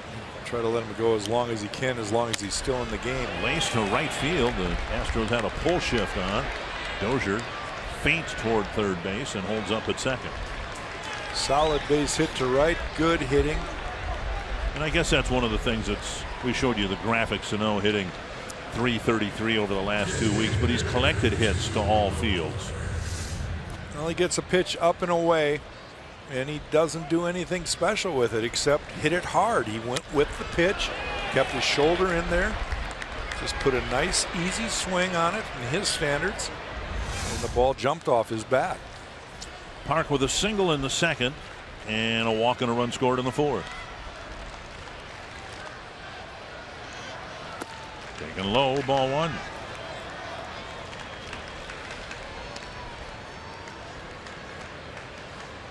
As powerful as he is, he understands there's plenty of hits to be picked up in right field too. He has nearly as many to the opposite field as he does to the pull side. And the most right up the middle, Yep. which is what you want. Park with a swing and a foul. The walk for Park, just his 7th of the year against 23 strikeouts. 17 hits on the year, but 10 of those for extra bases. 4 doubles in with the 6 home runs. Taken outside, 2-1.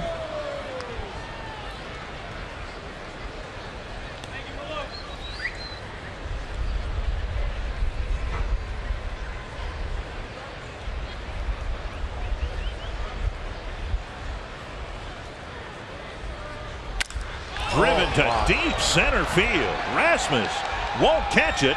It hits Tal's Hill and rolls up behind the flagpole. Park on his way to second. He'll have a triple. And he hit that ball as hard as he possibly could to the deepest part in the major leagues. That ball had to travel 425 maybe before it bounced, showing the strength. That's it. A.J. Hinch is going to go to the mound. All you can see out of Keiko, but look at this swing again. Great extension. Mistake pitch up in the zone, and Park crushed it. It hit halfway up on the hill there and rolled up behind the flagpole. 2 runs score, and Keuchel struggled his way through the fourth, gave up 3, and got hit hard in the 5th inning. And the Twins have knocked the Cy Young Award winner off the mound in the 5th.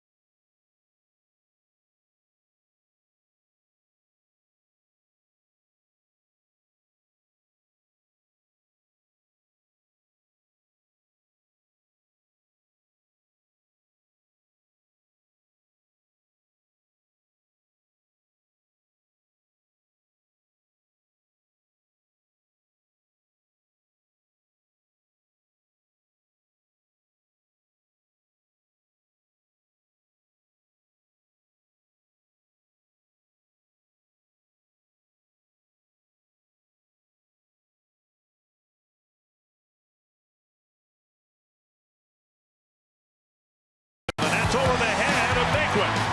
Great stop at first by Park. Down the left field line. And Park delivers the RBI to put the Twins in front. As disappointing as the season has been for the Twins, I think we've seen steady improvement almost with every passing week from Byung-ho Park. He has 2 hits, a walk. He's reached all 3 times, 2 big runs batted in, and now the infield in for Eduardo Escobar. Inside ball 1. Fields, who was warming up in the 4th inning, now enters the game in the 5th. Twins have a 4-run lead. It would really be nice to pick up that extra run. Park down at third base right now. Popped up. Castro looks like he'll have a play. And Escobar frustrated. That's out number 2, and that'll bring up Rosario. didn't see Escobar pop the ball up much at all, and that time Fields kind of ate him up. Yeah, you bring up a really a good point. You know, this season for a lot of fans, including you and I, who are fans, very disappointing. The Twins, in my opinion, just are not this bad. They're not a 7-18 team. They've played that way, but you look at some signs of hope. Byung-Ho Park, Joe Mauer, and now if Brian Dozier can start putting some consistency, Miguel Sano, there's the potential there that this could be turned around yet. Rosario with a flare to left. Coming in is Tucker. And very quickly Fields settles things down in the 5th. The Twins add 2 more on a booming Byung-Ho Park triple.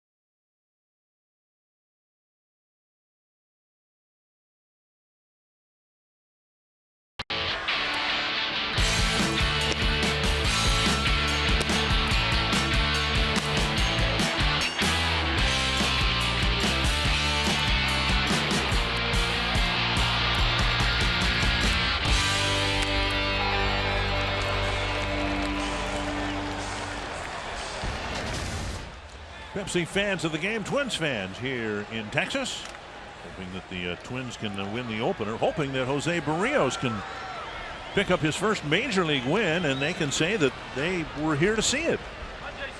Castro, Altuve, and Springer here in the 5th inning. And Berrios had a really good 4th inning with a couple of strikeouts. He threw a total of 10 pitches. So just 71 thrown, and he misses on the first pitch of the 5th inning. This is where he has to know that be aggressive. Throw the ball over. You do not want to fall behind hitters. Now you have 4 runs to work with. And low. Oh, I beg your pardon. Strike. 1-1. And he also knows, of course, you got to pitch 5 innings to qualify for a win. Start with that first hitter. Get 1 out at a time. And Sales outside, 2-1. Castro singled with a bunt. Back in the 2nd inning. Twins have a slight shift on Castro. Dozier playing deep in the hole at second base. Escobar shifted over towards second base, and pretty much the lone guy on third base there is, or the third base side, is Eduardo Nunez. We've seen that pitch a lot. 94 miles per hour at the letters. It's gotten a lot of swings and misses. We've seen Twins hitters swing through that pitch. This Houston bunch will strike out quite a bit too. And they go upstairs again at 95 and get a strikeout of the number 9 batter. Well, it's not just the speed, it's the movement in the strike zone that Jose Berrios has. Watch this ball and the movement. It's just tails away. It's up. It's hard to stay on top of a pitch like that. I was talking with Neil Allen before the game today about Berrios, and you know, we were able to see replays from center field and all that, and I said, you know, talk about his 2-seamer and all the movement, but it seemed, in his start against Cleveland, and we've seen it again here tonight, a four-seamer that has lateral movement like the one we just saw. From my perspective, that's not necessarily a good thing. You want the four-seamer to be able to locate it. That's the whole idea. Okay. Why? Otherwise, you just throw two-seamers all the time and have that great movement.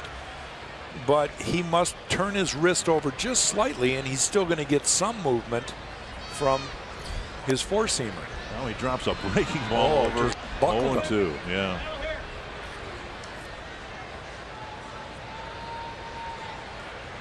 Sure can be fun out there when things are working well. You have a nice lead to work with. You can see that Jose is a little bit re-energized, kind of cautious there in that one inning where he had trouble with his command.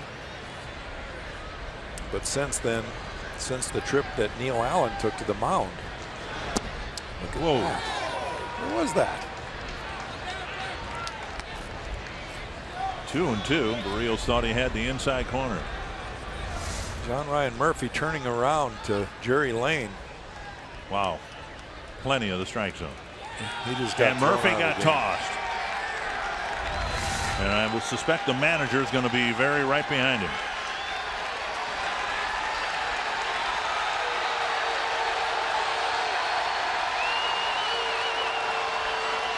Now Murphy, in his defense, didn't take his mask off, and he, I'm sure, was quite audible. But the manager right now is going to have some words with Jerry Lane too.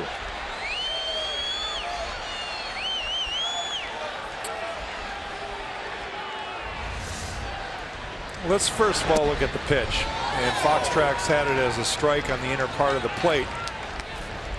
He did turn around. He turned around, which is kind of a no-no, but aren't you allowed to question an umpire? My goodness, I mean, you can see Jerry Lane getting right back in his face and probably egged him into saying something. I call it baiting. And now Kurt Suzuki will have to come into the ball game here. And now Jerry Lane might not be done ejecting people. He's pointing into the Twins dugout. Well, everybody in the dugout should be screaming at him. You can't throw the whole team out. And the Twins scrambling, remembering they've got 13 pitchers and just 3 bench players, one of them the backup catcher. So Kurt Suzuki, who didn't have the gear on, will have to strap it on and go. And the sad thing, the unfortunate thing, whether Jerry Lane had any business throwing out Murphy or not, that's debatable. But now here's Berríos. He's 2 outs away from completing 5 innings for potentially his first big league win. And now we've got a delay here. And he's got to throw to a different receiver. The good news is he's thrown to Kurt Suzuki already, but trust me, from a pitcher's perspective, there's nothing you appreciate more than a catcher standing up for you, trying to get equal calls. That wasn't even a borderline call. No, that was a strike. And, you know, umpires have to be able to take a little bit. Jerry Lane's a veteran. He's been around a long time. You know, maybe he's just having a tough day or just didn't want to hear anything. But either case, didn't think it was necessary to have that conversation and especially throw out John Ryan Murphy there. You could see on the replay that the target was down and away and the pitch was down and in, but it not only, you know, we talk about borderline pitches where a part of the ball on Fox Tracks is in the rectangle. The entire ball was in the rectangle. So now some tosses here, not so much for the pitcher, but for the catcher who's got to try to get loose here.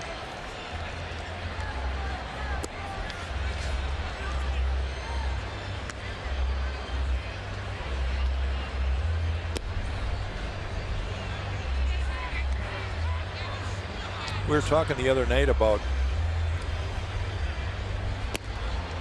replays and what it can show you. I was telling you that there was times where I thought a pitch was a strike and I could see the replay later. Well, one of the games that I was thrown out in my career, that very same thing happened. Lance Parrish, my catcher, turned around and argued with the home plate umpire, and I was so proud of him for arguing because I thought there was at least a half a dozen pitches that he had missed up to that point. And the umpire threw Lance out, and Sparky came running out of the dugout. he had a few words with them, and of course he threw Sparky out. I said, well, my pitcher's gone, my manager's gone. I might as well go up and have a couple cold ones with him. And I went and told the umpire what I thought of him too, and of course I was gone. So he got 3 of us with 1 pitch. Well, let's hope that the ejections are done for the night. The count is 2-2 to Altuve. And Rios trying to recapture his composure here. He's shown some of that here in the last inning or so. Long delay between pitches right there. 2-2 count. And there is strike 3 on the same breaking ball that was called ball 2. Now that shows me something. Here's Berrios, and the entire game gets delayed because of a breaking ball that wasn't called. Here's the target down and away again. And that pitch, it's almost identical. It was down in the lower right-hand quadrant instead of the middle right-hand quadrant. But you can see that Suzuki caught it almost identically to the ball that John Ryan Murphy got thrown out on. A swing and a miss by Springer. Well, a couple things in play here. Berrios showing some maturity and composure beyond his 21 years. And then, too, if he can get a quick out here, he have enough left perhaps for a 6th inning. The ball misses. 1-1. Springer with a walk his last time up. I would hope that he would be allowed to go back out if he could get a quick out here. Is that 83 pitches?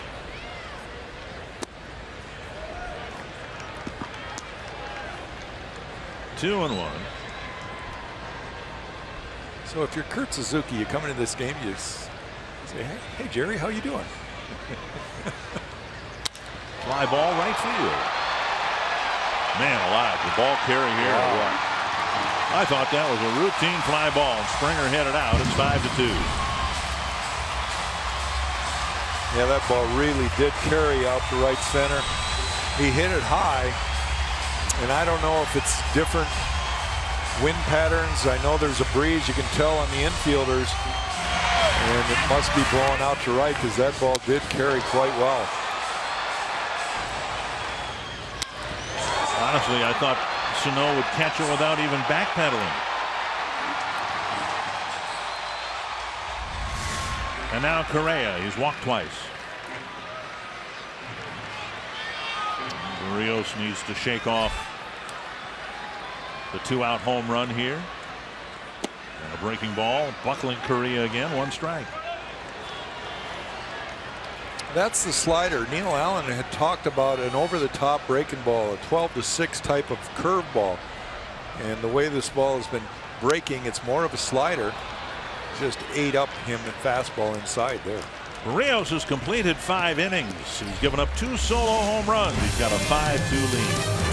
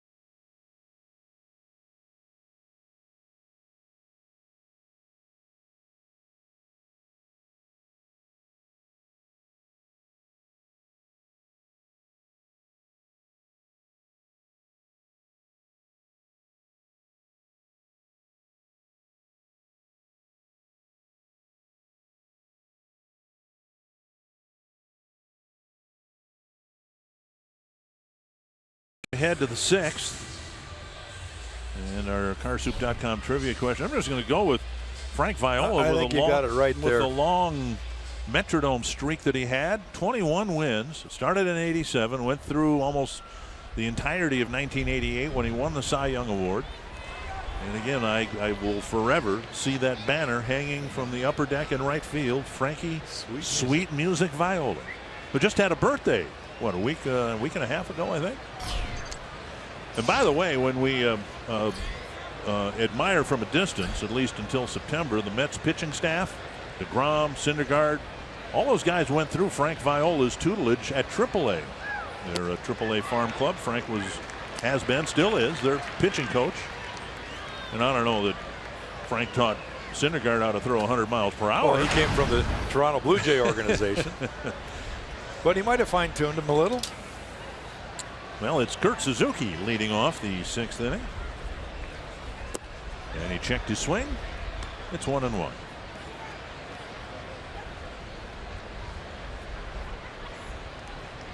Suzuki, Nunez, and Santana. Twins with 3 in the 4th, 2 in the 5th. When they faced Keuchel here last year in September, they had a 2-0 lead through 6 innings. And then the Astros went to work. Swing and a miss. It's 1-2.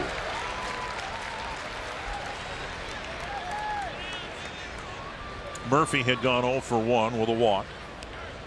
And now Suzuki, who, oh boy, Suzuki with a hard swing, and he's taking a little time before he gets back in the box. Remember, he didn't have a chance to warm up. He was on the bench. Came in after the ejection of Murphy. I hope he didn't tweak anything. That swing didn't look good. Might be his lower back. Keep an eye on that. Suzuki is grabbing his lower back. And so he's a strikeout victim, but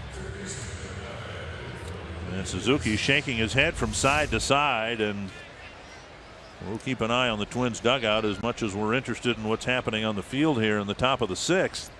Suzuki about as tough as they come, and he went into the dugout shaking his head from side to side.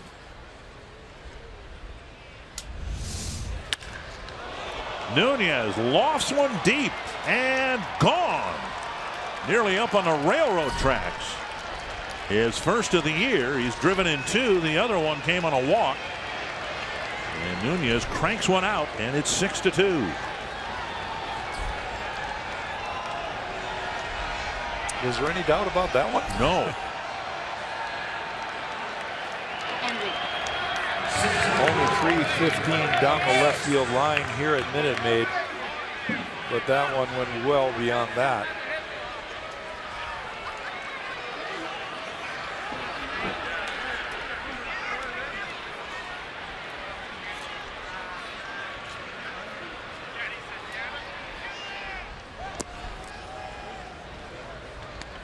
And now Santana 0 for 3 with 2 strikeouts.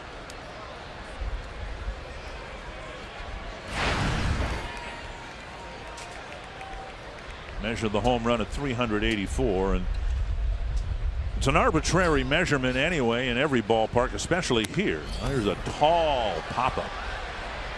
Valbuena near the mound, and he tumbles over the mound but makes the catch. Fields got out of the way. He was closer to first base than the pitching rubber, and Valbuena, with the ball drifting, had to climb the back slope of the mound and nearly did a faceplant. You see ballparks that have the pitchers' mounds down the line, outfielders, even infielders that run down there and they just get sniped by the mound. Well, that's what happened there to Valbuena, and that's why I've always wondered why they won't just let the pitchers catch the fly ball. Get out of the way, it's ours. How many putouts did you get in your career, do you suppose? A lot. Did you? Yeah, I led the league in pitchers for several years. Balls hit back at me. But here's my point about pitchers and catching fly balls. Who catches more fly balls during batting practice than pitchers? You're out there in the outfield shagging and catching fly balls, and yet during the game it's like taboo. Don't touch it. Get out of the way. 2-0 now to Dozier. He's had a good night at the plate. A double to the gap in left center. An infield hit that was challenged to give him the hit in the first place, leading off the fourth. Twins went on to score 3 runs. And then a bunt single to start the fifth when the Twins added 2 more. See Neil Allen there talking to Kurt Suzuki. I'm assuming that was Suzuki getting down into a crouch. Well, Kurt really prides himself in playing through some pain. He's been through so much of it that he certainly doesn't want this to be anything that can keep him out of the lineup. He knows that he has to kind of suck it up right now. Twins don't have another catcher. Yeah, they, for the last couple of years at times would have Chris Herman up here, a utility player who could catch, but they traded Herman to the Diamondbacks in the offseason. Suzuki looks like he's at least going to be able to try to continue. And there's a strike on the outside corner, 3-2.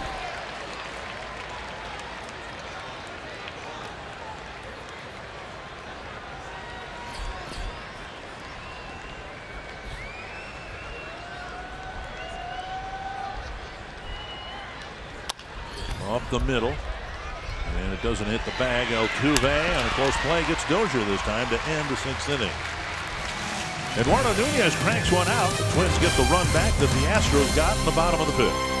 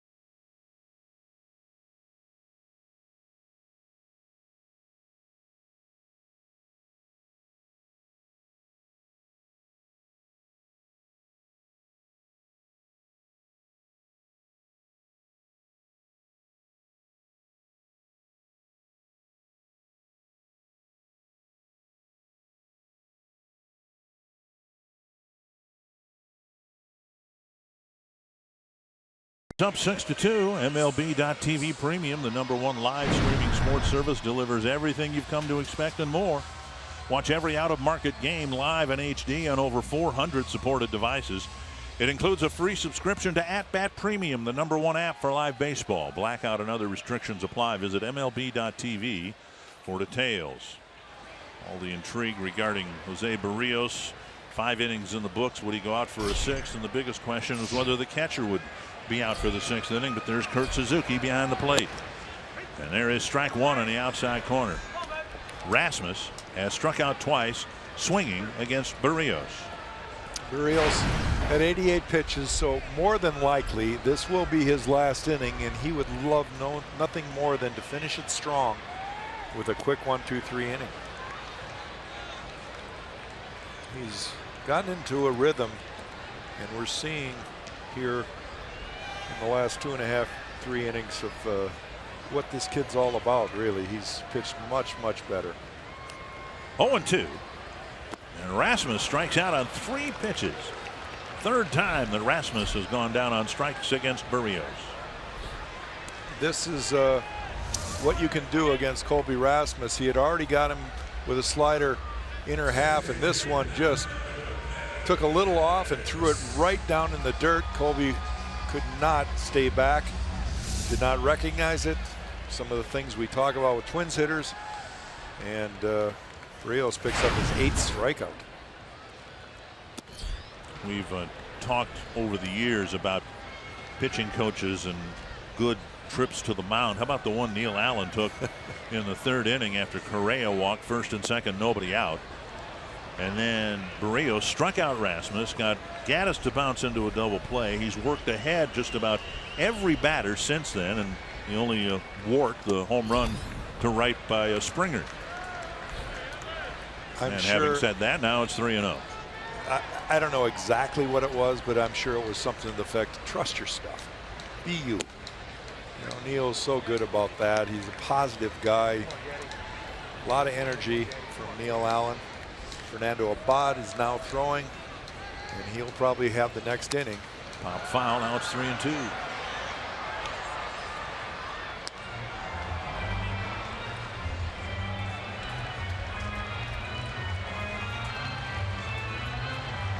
With the exception of the 3rd inning, when he walked the first 2 batters, he's retired the leadoff man in every inning. And a breaking ball missed. A walk putting a man aboard for Tucker.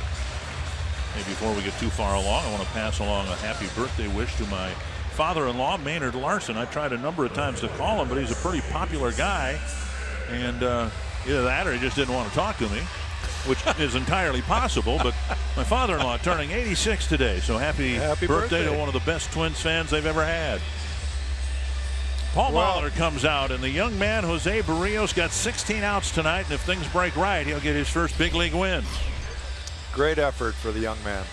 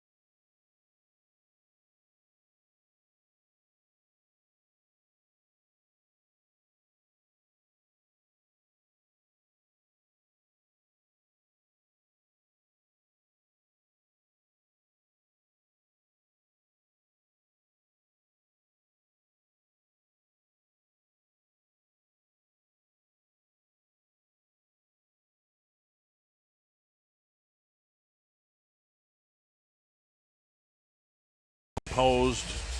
There were 5 walks, but there were 8 strikeouts, and he's got a decent chance to pick up his first win here tonight. The Twins can hang on. You see some of the good pitches from Berrios tonight. Fastball, breaking ball. And Colby Rasmus a couple times on breaking balls. Fastball that tails to the left-handers.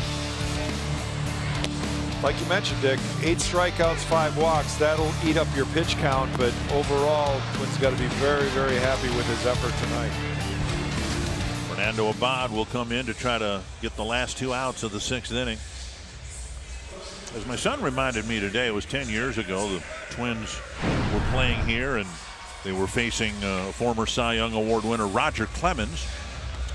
And Francisco Liriano, in his first year as with the Twins, outpitched Clemens, and so it may very well be that Jose Berrios, in his second major league start, will beat the reigning Cy Young Award winner and end his 17-0 mark at home here at Minute Maid Park.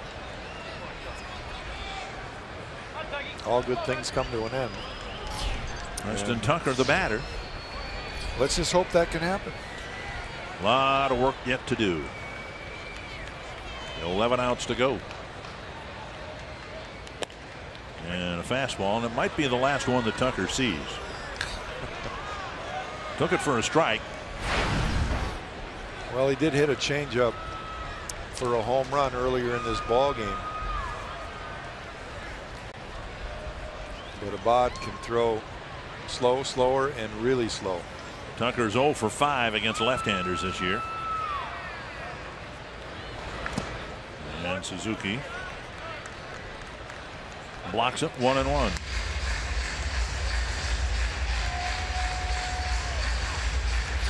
Truth be told, I didn't think either home run that was hit against Berrios was a home run when it left the home plate area. Tucker just kind of got the barrel of the bat on a low changeup and jerked it out.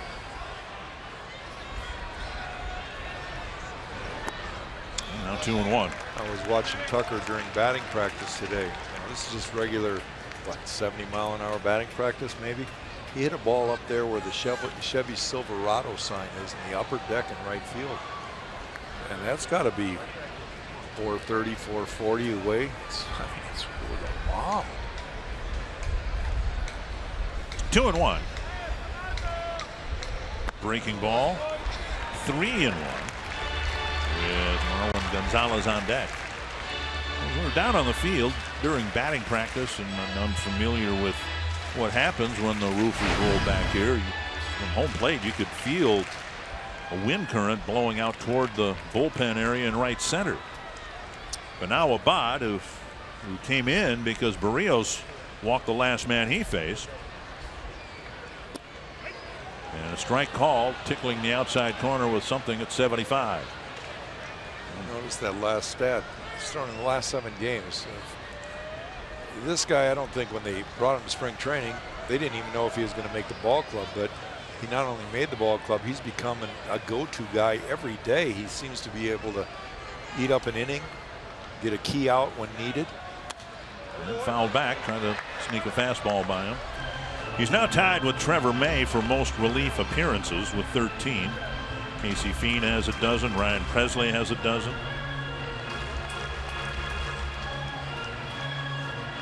Three lefties in the Twins bullpen now. Abad, O'Rourke, and Tommy Malone, the erstwhile starter. Glenn Perkins, the hope is, will pick up a baseball and start working his way back next week.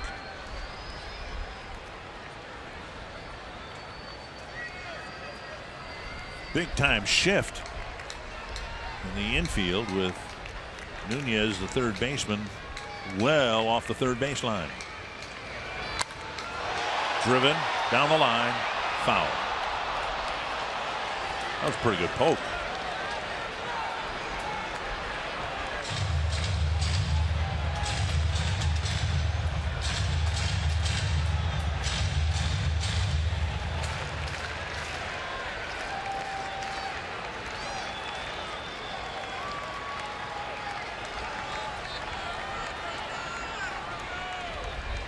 Another 3-2 to Tucker. Dribbled, and Mauer will get the one out at second base. Took his time, knew he would not get 2, and still got the lead runner on a forced play at second base. That was pretty smart, calm, relaxed play by Mauer, who first of all had to wait for the ball to get to him, and then just took his time and got the lead man. Yeah, make sure you get the lead runner. There was probably not going to be a double play. It was a good observation there, but see how calm Joe is here. Just throws a strike. You got Evan Gattis, who's a big boy, barreling down. Nunez, or Eduardo Escobar got out of the way there. 2 down, runner at first, and now Marwin Gonzalez. Gonzalez a switch hitter, and the Twins, in inserting Abad, have turned him around to his better side. And Abad with a fastball hits the corner, at least through the first month or so of the season. Hitting right-handed, Gonzalez hitting .286. Coming into the game, left-handed .154. And Abad wants a new baseball, I think, trying to get Suzuki's attention.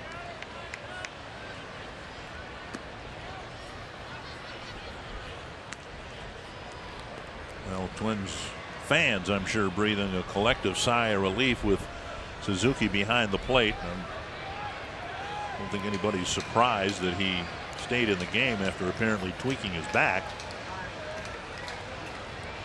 There aren't any other options.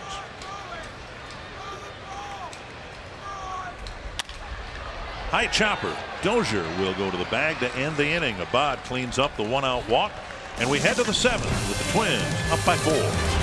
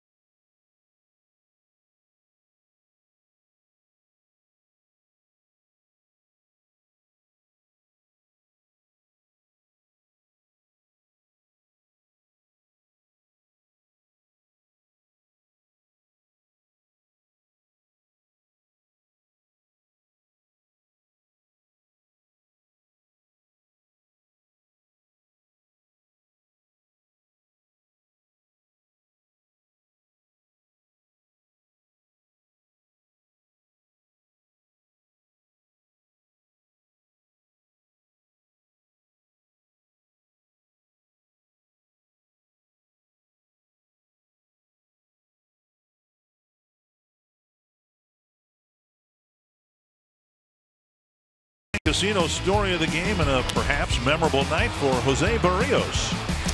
Eduardo Espark gets in on the action with a base hit, an absolute bomb crushed. Wasn't a home run, but it is hit in the very furthest part of the ballpark by Byung-ho Park. And then the next time the ball was actually out of this ballpark, another ball launched by Eduardo Nunez. And the Twins are up as we speak, 6-2. Berrios with 5 1/3 innings. Gets handshakes in the dugout, fist bumps, whatever. Bauer, Sano, and Park will hit in the 7th, and the Twins, who were with the club a year ago, remember what happened in the late innings here in September. Michael Feliz has had a rough start to his season. He'll pitch next for Houston. So the Twins would be advised to keep adding on here. Mauer is 0 for 2 with a walk. And a liner to right center. Springer made a nice catch in the gap in the 5th inning. Pitches up, ball 1. Numbers really unsightly for Feliz. 11 hits, 4 walks in 5 1/3 innings, 3 home runs, but 7 strikeouts.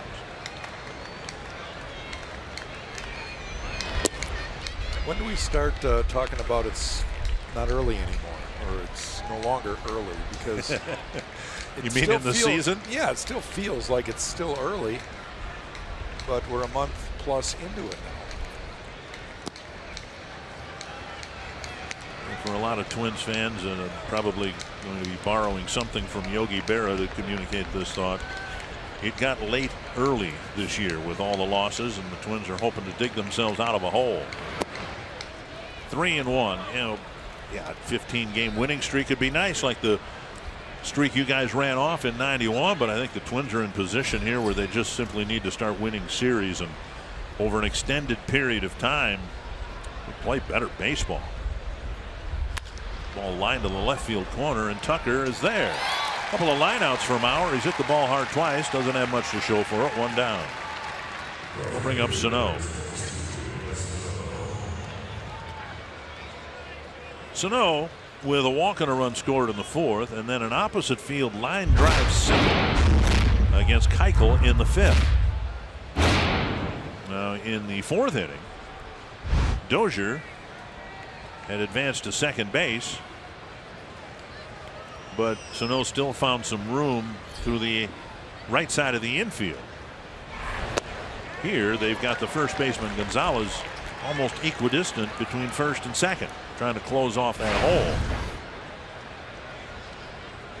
Well, I don't think Paul Molitor minds that he takes one big swing early in the count like that. Now he's had 2. Both breaking balls from Feliz that he took a little off. He's been out in front. But now with 2 strikes, the question is, will he shorten up a little bit? Just trying to make contact. Drive the ball up the middle if you can. If it's outside, go that way. Down and away.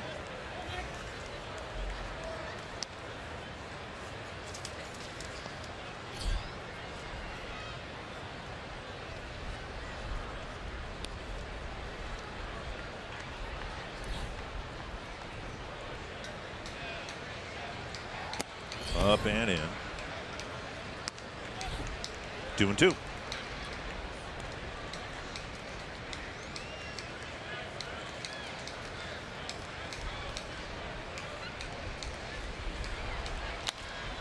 Oh, looked like he had a hanging breaking ball, and he lifted it foul into the seats. He just missed that one. I'd love to see it again. He was ready for it. Three breaking ball. Well, actually 4 breaking balls from Feliz to Sano in this at bat. Take a look at the last pitch again. See where Castro was sitting away, and that ball just right down Broadway. Fox Tracks presented by Carrier. And the fastball got him. 2 down here in the 7th inning.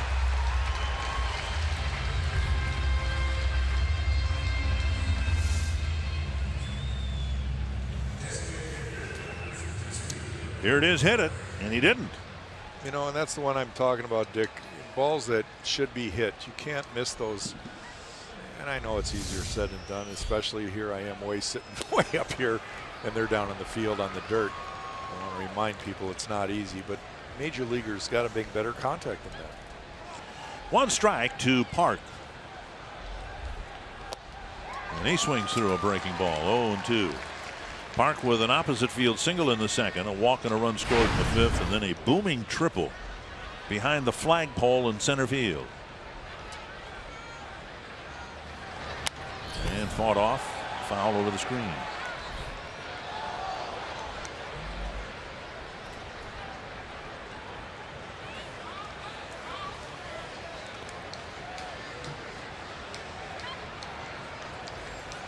A little unique out there in center field here at Minute Maid. They still have the hill up there. I forget what the name of that is. Tal's Hill, named after Tal Smith. Park strikes out, a 1-2-3 7th inning.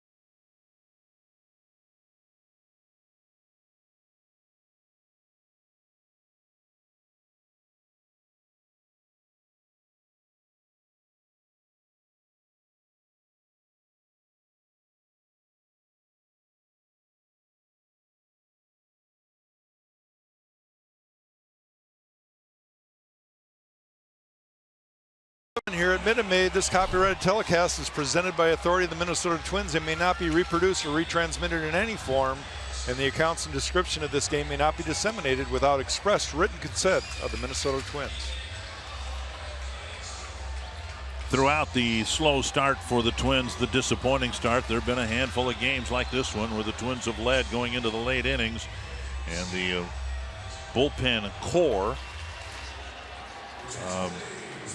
has collectively had some issues getting these final outs. We'll see how they fare here tonight. Abad got 2 big outs in the 6th, and he'll start the 7th. And Tyler White's going to hit for Valbuena.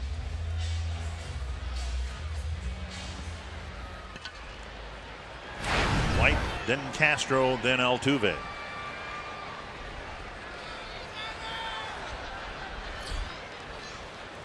White with an open stance.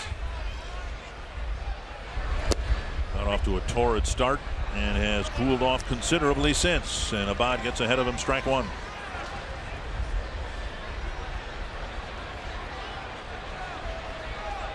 We can't predict what the outcome will be, but this has been a game where the Twins have really been in pretty good control. They caught a break from an erratic start from Dallas Keuchel. They got a number of runs off of him, and then a good effort from the young Jose Barrios. And the Twins feel like they should win this kind of ball game. There's an off-speed pitch, and White watches it for strike 2. American League Player of the Week, first week of the year. He had .556 in his first week in the bigs. Drove in 9 runs, hit 3 home runs.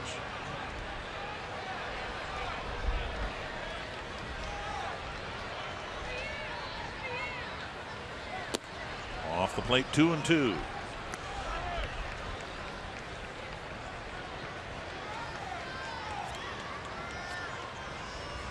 Behind Abad, Fiend, and Presley are warming up.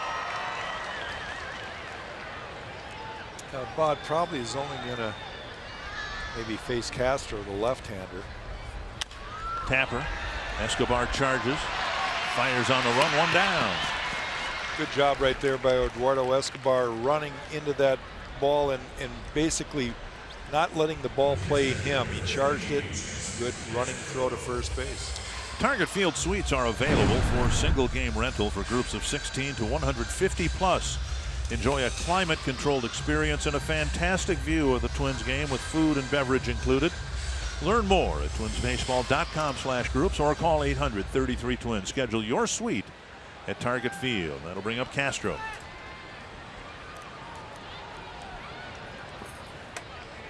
Bod's gotten 3 big outs here in relief of Jose Barrios.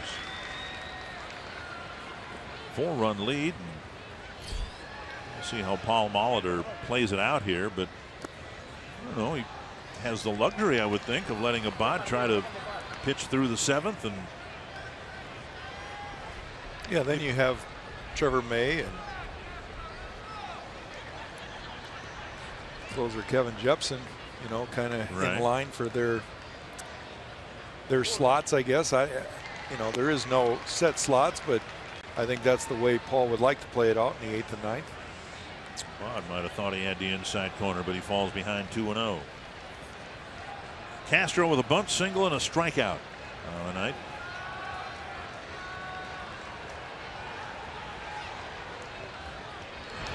There's a breaking ball missing inside, 3-0.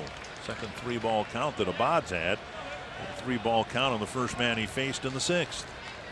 See a lot of frustration on the pitchers with this strike zone of Jerry Lane tonight.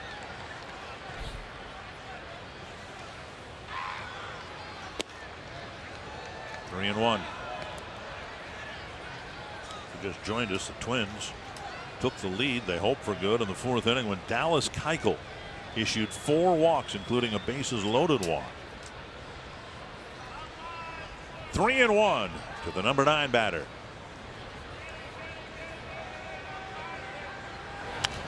Off the handle of a bat foul, 3-2. Abad's had some 3-ball counts, but he's done a nice job not walking people. He's now pitched 11 2/3 innings and issued just 3 walks. And he's picked up 13 strikeouts. Just 6 hits allowed.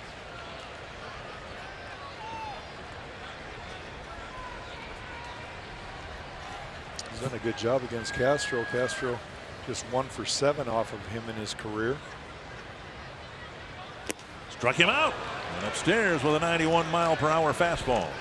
Came back and got him. Challenged him. Threw the ball in the strike zone. And Paul will make a move here with 2 down in the 7th. Facing Altuve. Climbed the ladder here with a fastball. Again, it happened the last time Castro was up in the 5th inning. Berrios was able to climb the ladder and strike him out.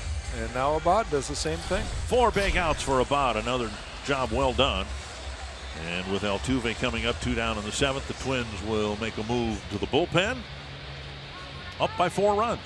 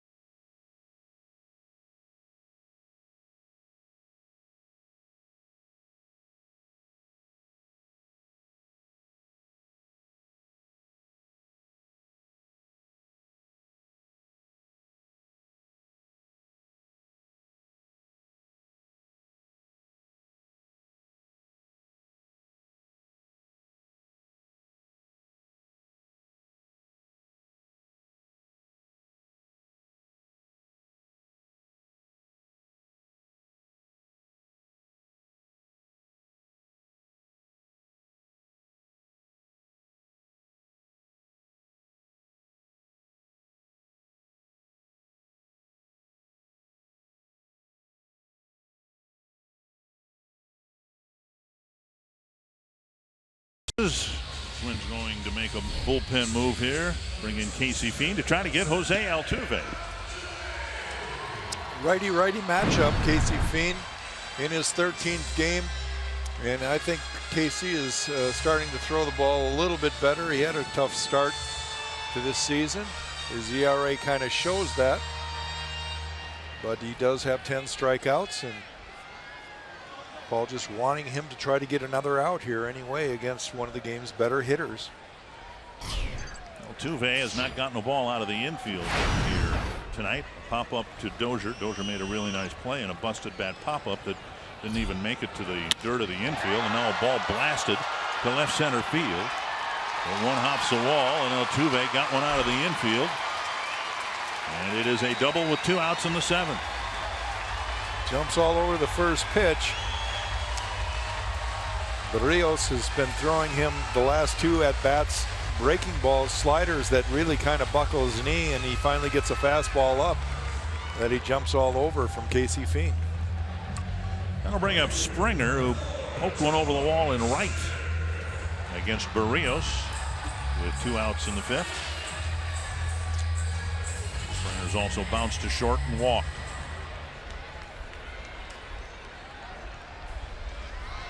Springer hitting his 5th home run of the year. Twins with the Nunez home run have hit 22 home runs. The Astros have hit 32.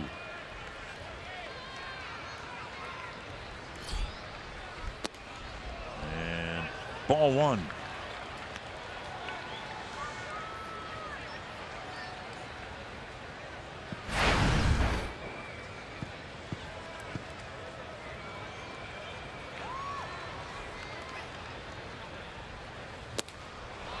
Springer tried to hit one onto Crawford Avenue.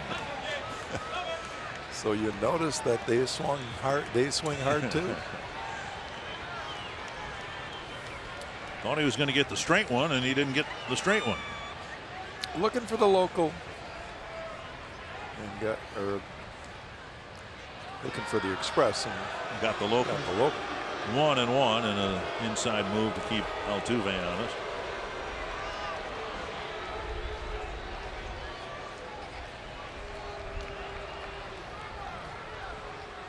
1-1.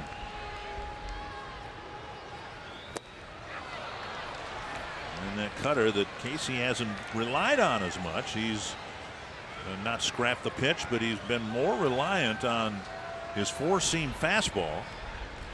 And it looks like a couple of times now he's thrown that cutter and gotten a swing and a miss to Springer. Well, keeping it away is the key in changing speeds. He took a little off of that last pitch. Springer's a little bit out front of that one. 1-2. Fouled it, and the ball came up, looked like it hit him in the helmet. And another cutter.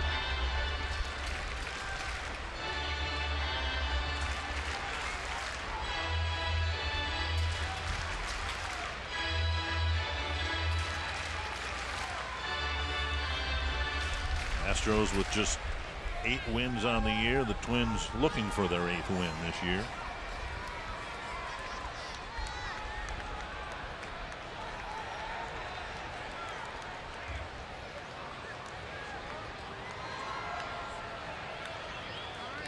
And Springer backs out of the box asking for time.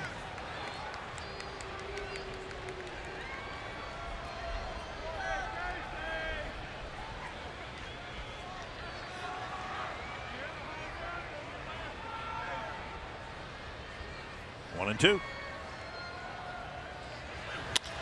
The left. Rosario over. Inning over. And Fiend gives up a double, but strands Altuve at second. Would still lead by 4.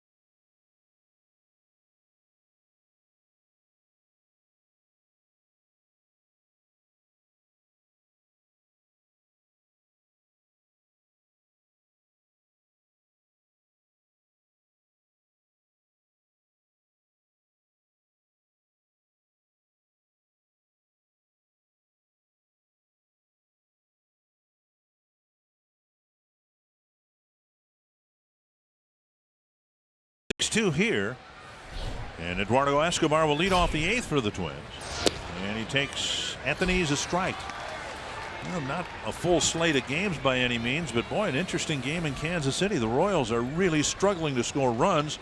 Gio Gonzalez shutting them out so far through 7 innings. It's 2-0 Washington. Gonzalez stays in the game. He moves across the infield. He'll be at third base. White stays in the game to take over at first base. 2 strikes to Escobar. And a strikeout. Second time that Escobar has struck out. And it'll bring up Rosario. Kick off the youth baseball and softball season with a free clinic on Saturday, May 7th at Prairie Island Sports Complex. Clinic is open to boys and girls ages 6 to 12 interested in learning basic tips and skills from Minnesota Twins community coaches. No pre-registration required. You can visit foxsportsnorth.com, click on upcoming events for details. Here's Rosario, a sacrifice fly, and 0 for 2 night, and he takes ball 1. Twins got 3 runs on 2 singles and 4 walks in the 4th inning. Rosario drove in 1 with a fly ball to left. Dallas Keuchel issued 4 walks in the inning and then came out for the 5th, and the Twins tattooed him. I'm sure the energy spent in the 4th inning showed up in the 5th inning. Could have possibly. You could just tell that Dallas Keuchel did not have his command at all tonight. 3-0 to Rosario. And then Eduardo Nunez hit a monster bomb off of Josh Fields, giving the Twins their 6th run. Strike 3-1. Twins were swept by the Tigers today. It was announced the Tigers won 2 awards. The players on the Detroit team. Lifted foul, it'll reach the seats. Jordan Zimmerman, the American League Pitcher of the Month. I don't know if there was any question about that. Chris Sale had a great Yeah, month he did as well. He did. But 5-0 for Zimmerman. Gave up what, 2 runs Yeah. all month. And Victor Martinez, the player of the week. I don't think Twins fans were surprised in either event. Rosario strikes out. 2 down. The Budweiser Roof Deck is the ultimate Minnesota Twins outdoor experience. The roof deck is available for your group of 250 guests on both Independence and Labor Day weekends. Your clients and staff will enjoy the views, the amenities, large fire, everything you need for mixing game time and social time. Go to twinsbaseball.com/groups to learn more about the Budweiser Roof Deck.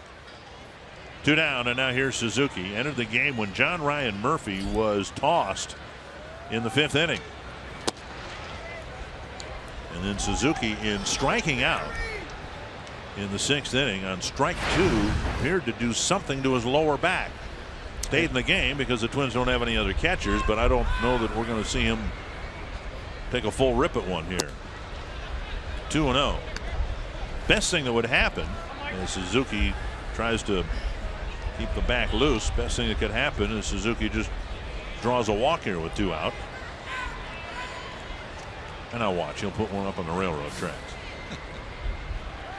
3-0. Nunez would hit next. He's gingerly swinging there, and catching probably does help loosening it up because he's squatting, bending over. But a swing is a whole different animal. They're staying away, which is going to make it that much tougher. 3-1.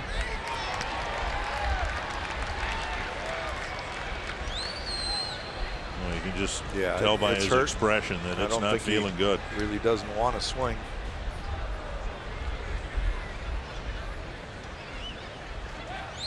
And he swung. A hand came off the bat and popped it up right side. Altuve squeezes it. Nice job of relief for Feliz as he sets the Twins down in order in the 8th.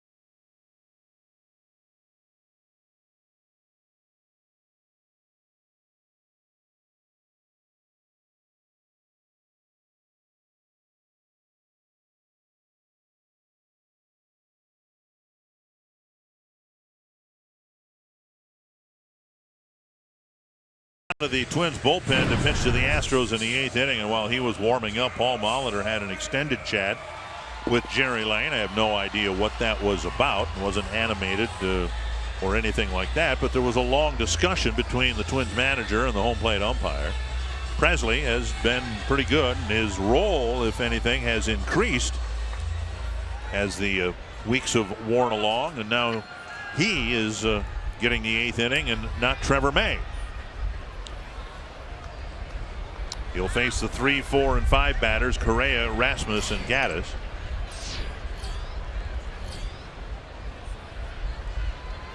First pitch popped up near first. Dozier in the outfield grass. One away. It was May last year who had his worst outing in his relief season last year. In relief of Tyler Duffy, inherited runners scored, 3 of his own scored. It was far and away the worst outing that Trevor had, and I don't know whether the manager would consider that and sending May out for this ball game. Highly unlikely. I think it's more of a case where Trevor's thrown a lot of innings lately and maybe wants to give him a day off, knowing that there's a chance he could be pitching in the next couple of games here. Here's Rasmus. He struck out 3 times. Pressly buries a strike on the outside corner. Again, the way this game is played nowadays, starters,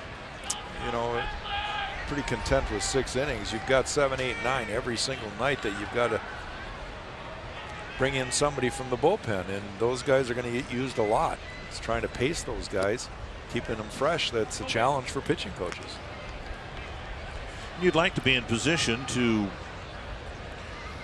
set up your bullpen and use maybe Pressly tonight and May tomorrow in a similar role rather than use them back to back. But let's hope the Twins have a 4-run lead late tomorrow. Just off the outside corner, 2-1 to Rasmus. The only guy that really knows when he's going to pitch is the closer, because you typically only come in. Now, it so happened that the other night Kevin Jepsen needed an inning to pitch because he hadn't pitched in a few days. But typically they only come in for save situations. Now the lead is 4 runs, and maybe that impacts how this will play out here too. It could. Maybe if Trevor May Pressly gets the 8th inning, and then maybe Trevor May gets the 9th, since it's not a save situation. Maybe. 2-2 to Rasmus. He's been susceptible to pitches up out of the strike zone here tonight. And Pressly's got enough giddy up on a 96-mile-per-hour fastball to at least be thinking about it, and Suzuki will go to the mound and have a chat. 3 strikeouts tonight. Rasmus has 25 in 82 at-bats.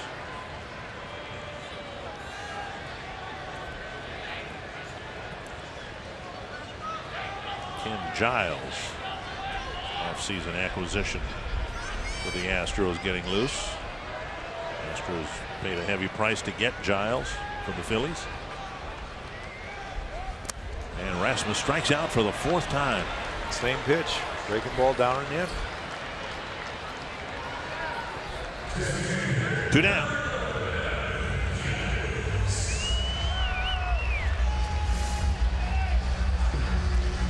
Remember that at bat in the Detroit series, and Pressly kept pumping fastballs into Upton, and Upton finally caught up with one, and the manager himself was wondering why Pressly didn't mix in that breaking ball, because Upton with 2 strikes really expands the strike zone. Here's Rasmus, or Gaddis rather, I should say.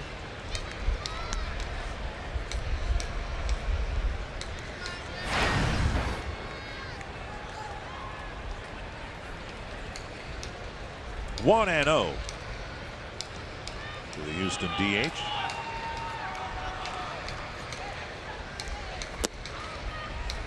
Two and 0.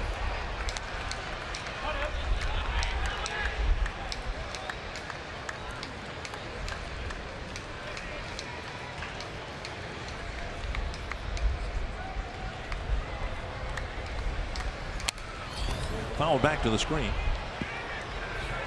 2-1. Twins bullpen asked to get 11 outs here tonight, with Jose Barrios going 5 1/3 innings.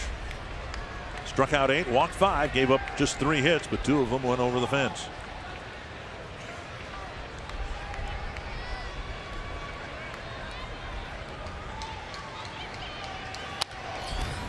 Well, the Twins clubhouse could use what will happen if Berrios gets his first major league win. Little celebration in the clubhouse. And some smiles and laughs and celebration when you have just 7 wins and you're into the month of May already. There's obviously not been a whole lot of fun had playing baseball. And Gaddis strikes out. Presley has a 1-2-3 8th inning.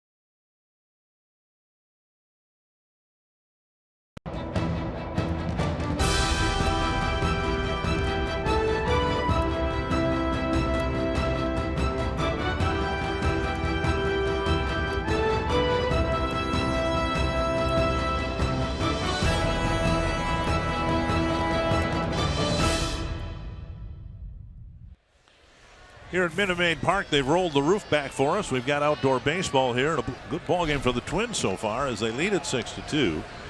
It'll be Eduardo Nunez, Danny Santana, and Brian Dozier facing Ken Giles, who's having a very rough go of it in his first year with the Astros. You mentioned coming over from the National League, making his 12th appearance.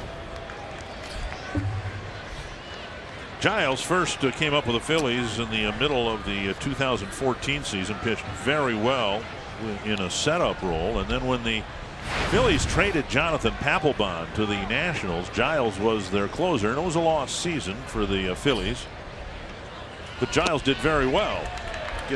Got 15 saves, 20 opportunities, an ERA of 1.80, opponent batting average of .219, 70 innings, just 2 home runs. The Astros paid a very heavy price.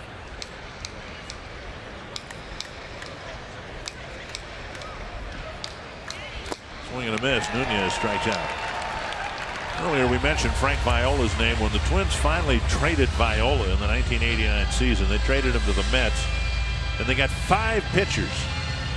And I honestly thought that'd be the last time anybody traded 5 pitchers for 1 pitcher. Yeah. But that's exactly what the Astros gave up. Most notably Vince Velasquez, who's pitching awfully well for the Phillies. But there were 4 other guys. Brent Overholzer, Mark Appel, a former #1 draft pick. And so the price tag very steep, and Giles hasn't pitched well at all for his new team. So what you're saying is Andy MacPhail is the only guy that can pull off a 5-for-1 trade. That's true. He did it for the Phillies now. And let's see, from memory now, I'll go least notable to most notable. The ball hit to center field.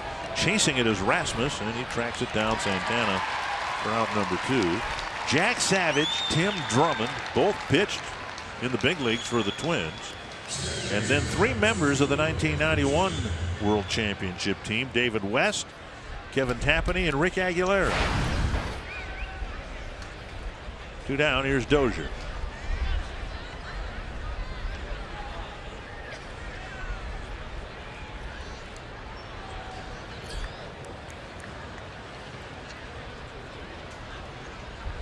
Dozier's had a good night at the plate and in the field.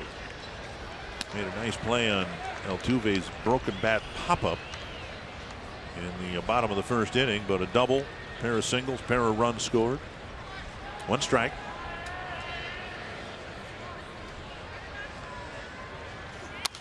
And fouled away.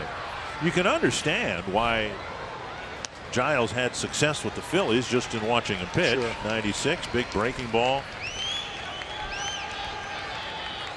And I think when the year's all settled in and smoke clears, you're going to have this guy have pretty good numbers again. Well, he breezed through the top of the 9th, striking out Nunez and Dozier. It'll be a 4-run lead for the Twins as we go to the bottom of the 9th.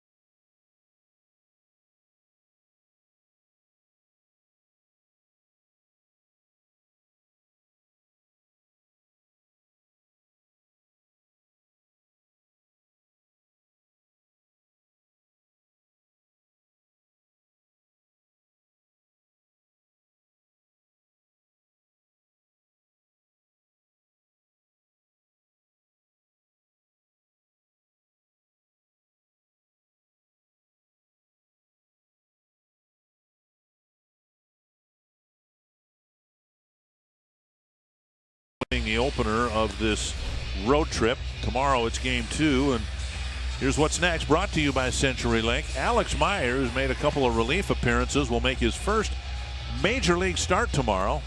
Colin McHugh's had a disappointing start to his season. He'll go for the Astros. Should be an interesting matchup. McHugh, very, very good last year. You saw he had 19 wins, and if it wasn't for his teammate, he might have been considered for that Cy Young Award last year. And Alex Meyer, who has had a few chances in the big leagues with the Twins, will get a start. And hopefully he'll be able to control his emotions and follow suit with Jose Berrios tonight. And isn't that what impressed you the most about Berrios? He did control things and looked far more composed tonight than he did at Target Field a few nights ago. Kevin Jepsen will pitch to the Astros in the 9th inning. It's not a save situation, but as Jack pointed out, Jepsen hasn't pitched much, so he'll be asked to make quick work of the Astros in the 9th.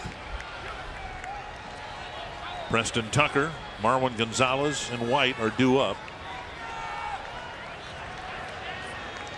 Tucker golfed a home run into the right field seats against Jose Berrios back in the 2nd inning. Since then, a strikeout, and he's reached on a fielder's choice. Up and away, ball 1.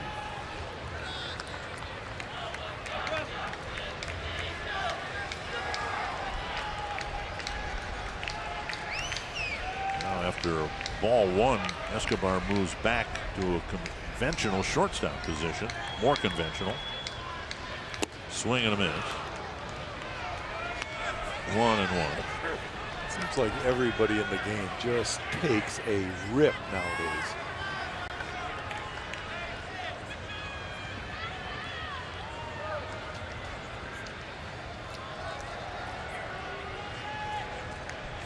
One and one. Chopped right to where Escobar shifted, and he fires across, one away. Well, they had him playing on the second base side of second base prior to that pitch. Jerry White, I believe it's Jerry White. No, it's not Jerry White. Not anymore. Anyway, they shifted him back over to the shortstop side of second base. The ball was hit right at him. Gene Glenn works with the infielders now. Here's Gonzalez.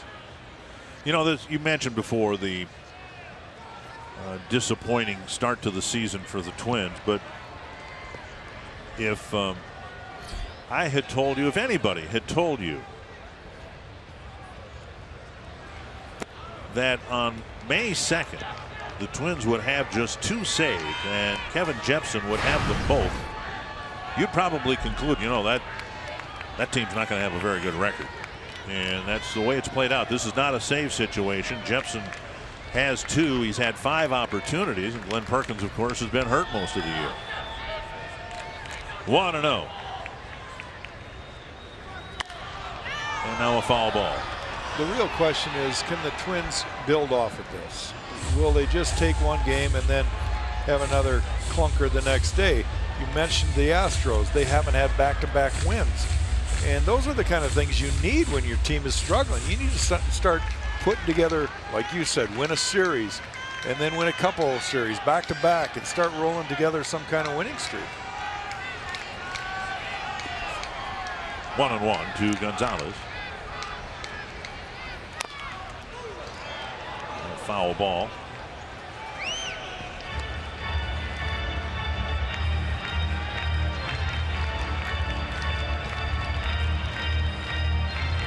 The Twins won 20 games in May last year. They had a 5-game winning streak and 2 4-game winning streaks. With 2 strikes, the Twins pull into a pull shift for Gonzalez. 1-2. Breaking ball, tap foul.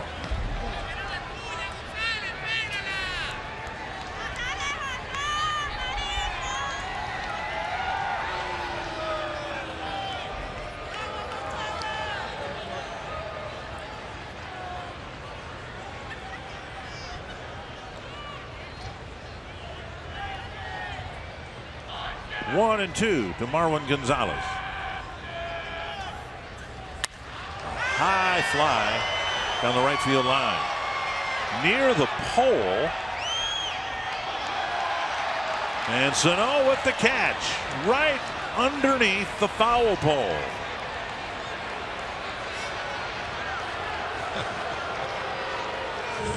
Sano can smile about this one. Talk about going into the corner. Right up against the wall. 2 down. And that'll bring up Tyler White. Pinch hit for the Astros in the 7th, and in a ground ball to Escobar.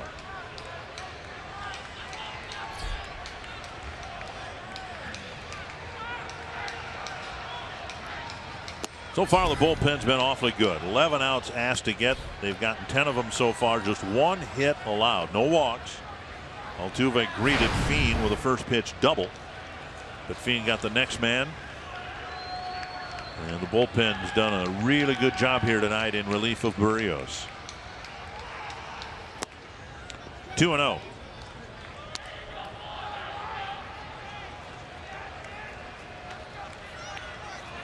Berrios' pitch count got up there after 5 1/3 innings due to 8 strikeouts and 5 walks. But overall, pretty satisfied with his effort, I'm sure. Assuming that the game ends here soon, we will hear from Jose Berrios. Audra Martin will chat with him on our post-game show. 3-0 Jepson to White. And a strike. And the Astro fans letting Jerry Layne hear it one more time. They still will never forgive him for allowing Dallas Keuchel to walk 4 men in 1 inning.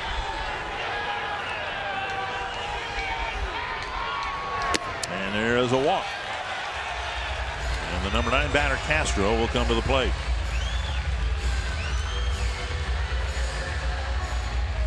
Last thing Jepson wanted to do, of course, with 2 outs, prolong matters here. And for Jepson, the 4th walk allowed in a little more than 11 innings.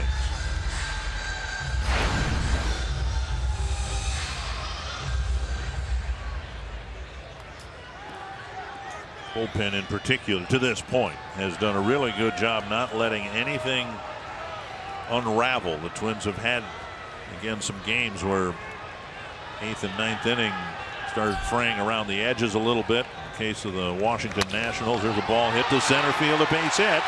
With the runner going, White will gain 3rd base. And the Astros aren't done yet as they've turned the lineup over, and Altuve comes to the plate. 1st and 3rd, 2 down.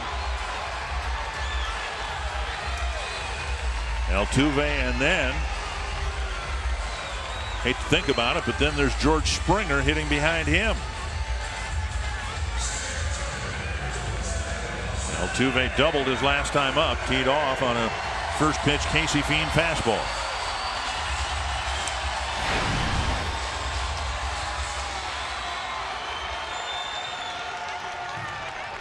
Jepson just needs to record this final out. Infield's going to play back. They're just trying to get the force at second base. Runner goes, Twins don't care. And an off-speed pitch over for a strike. Castro advances on a stolen base, or defensive indifference. Defensive indifference. Twins weren't holding him.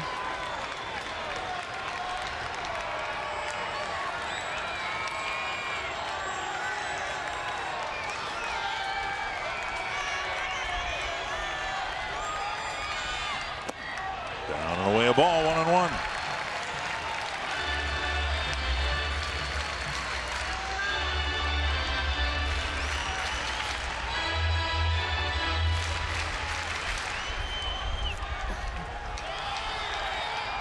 Jepson issuing a 2-out walk. And a quick base hit by Castro. Now 1-1 to Altuve.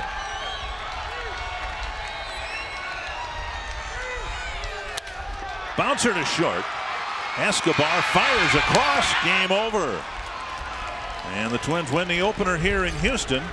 And Jose Berrios, it's his first major league win, going 5 1/3 innings, showing much more composure than he showed a few nights ago at Target Field. Well, he'll get a baseball and he'll write down the score and remember this day. Very good effort, and I think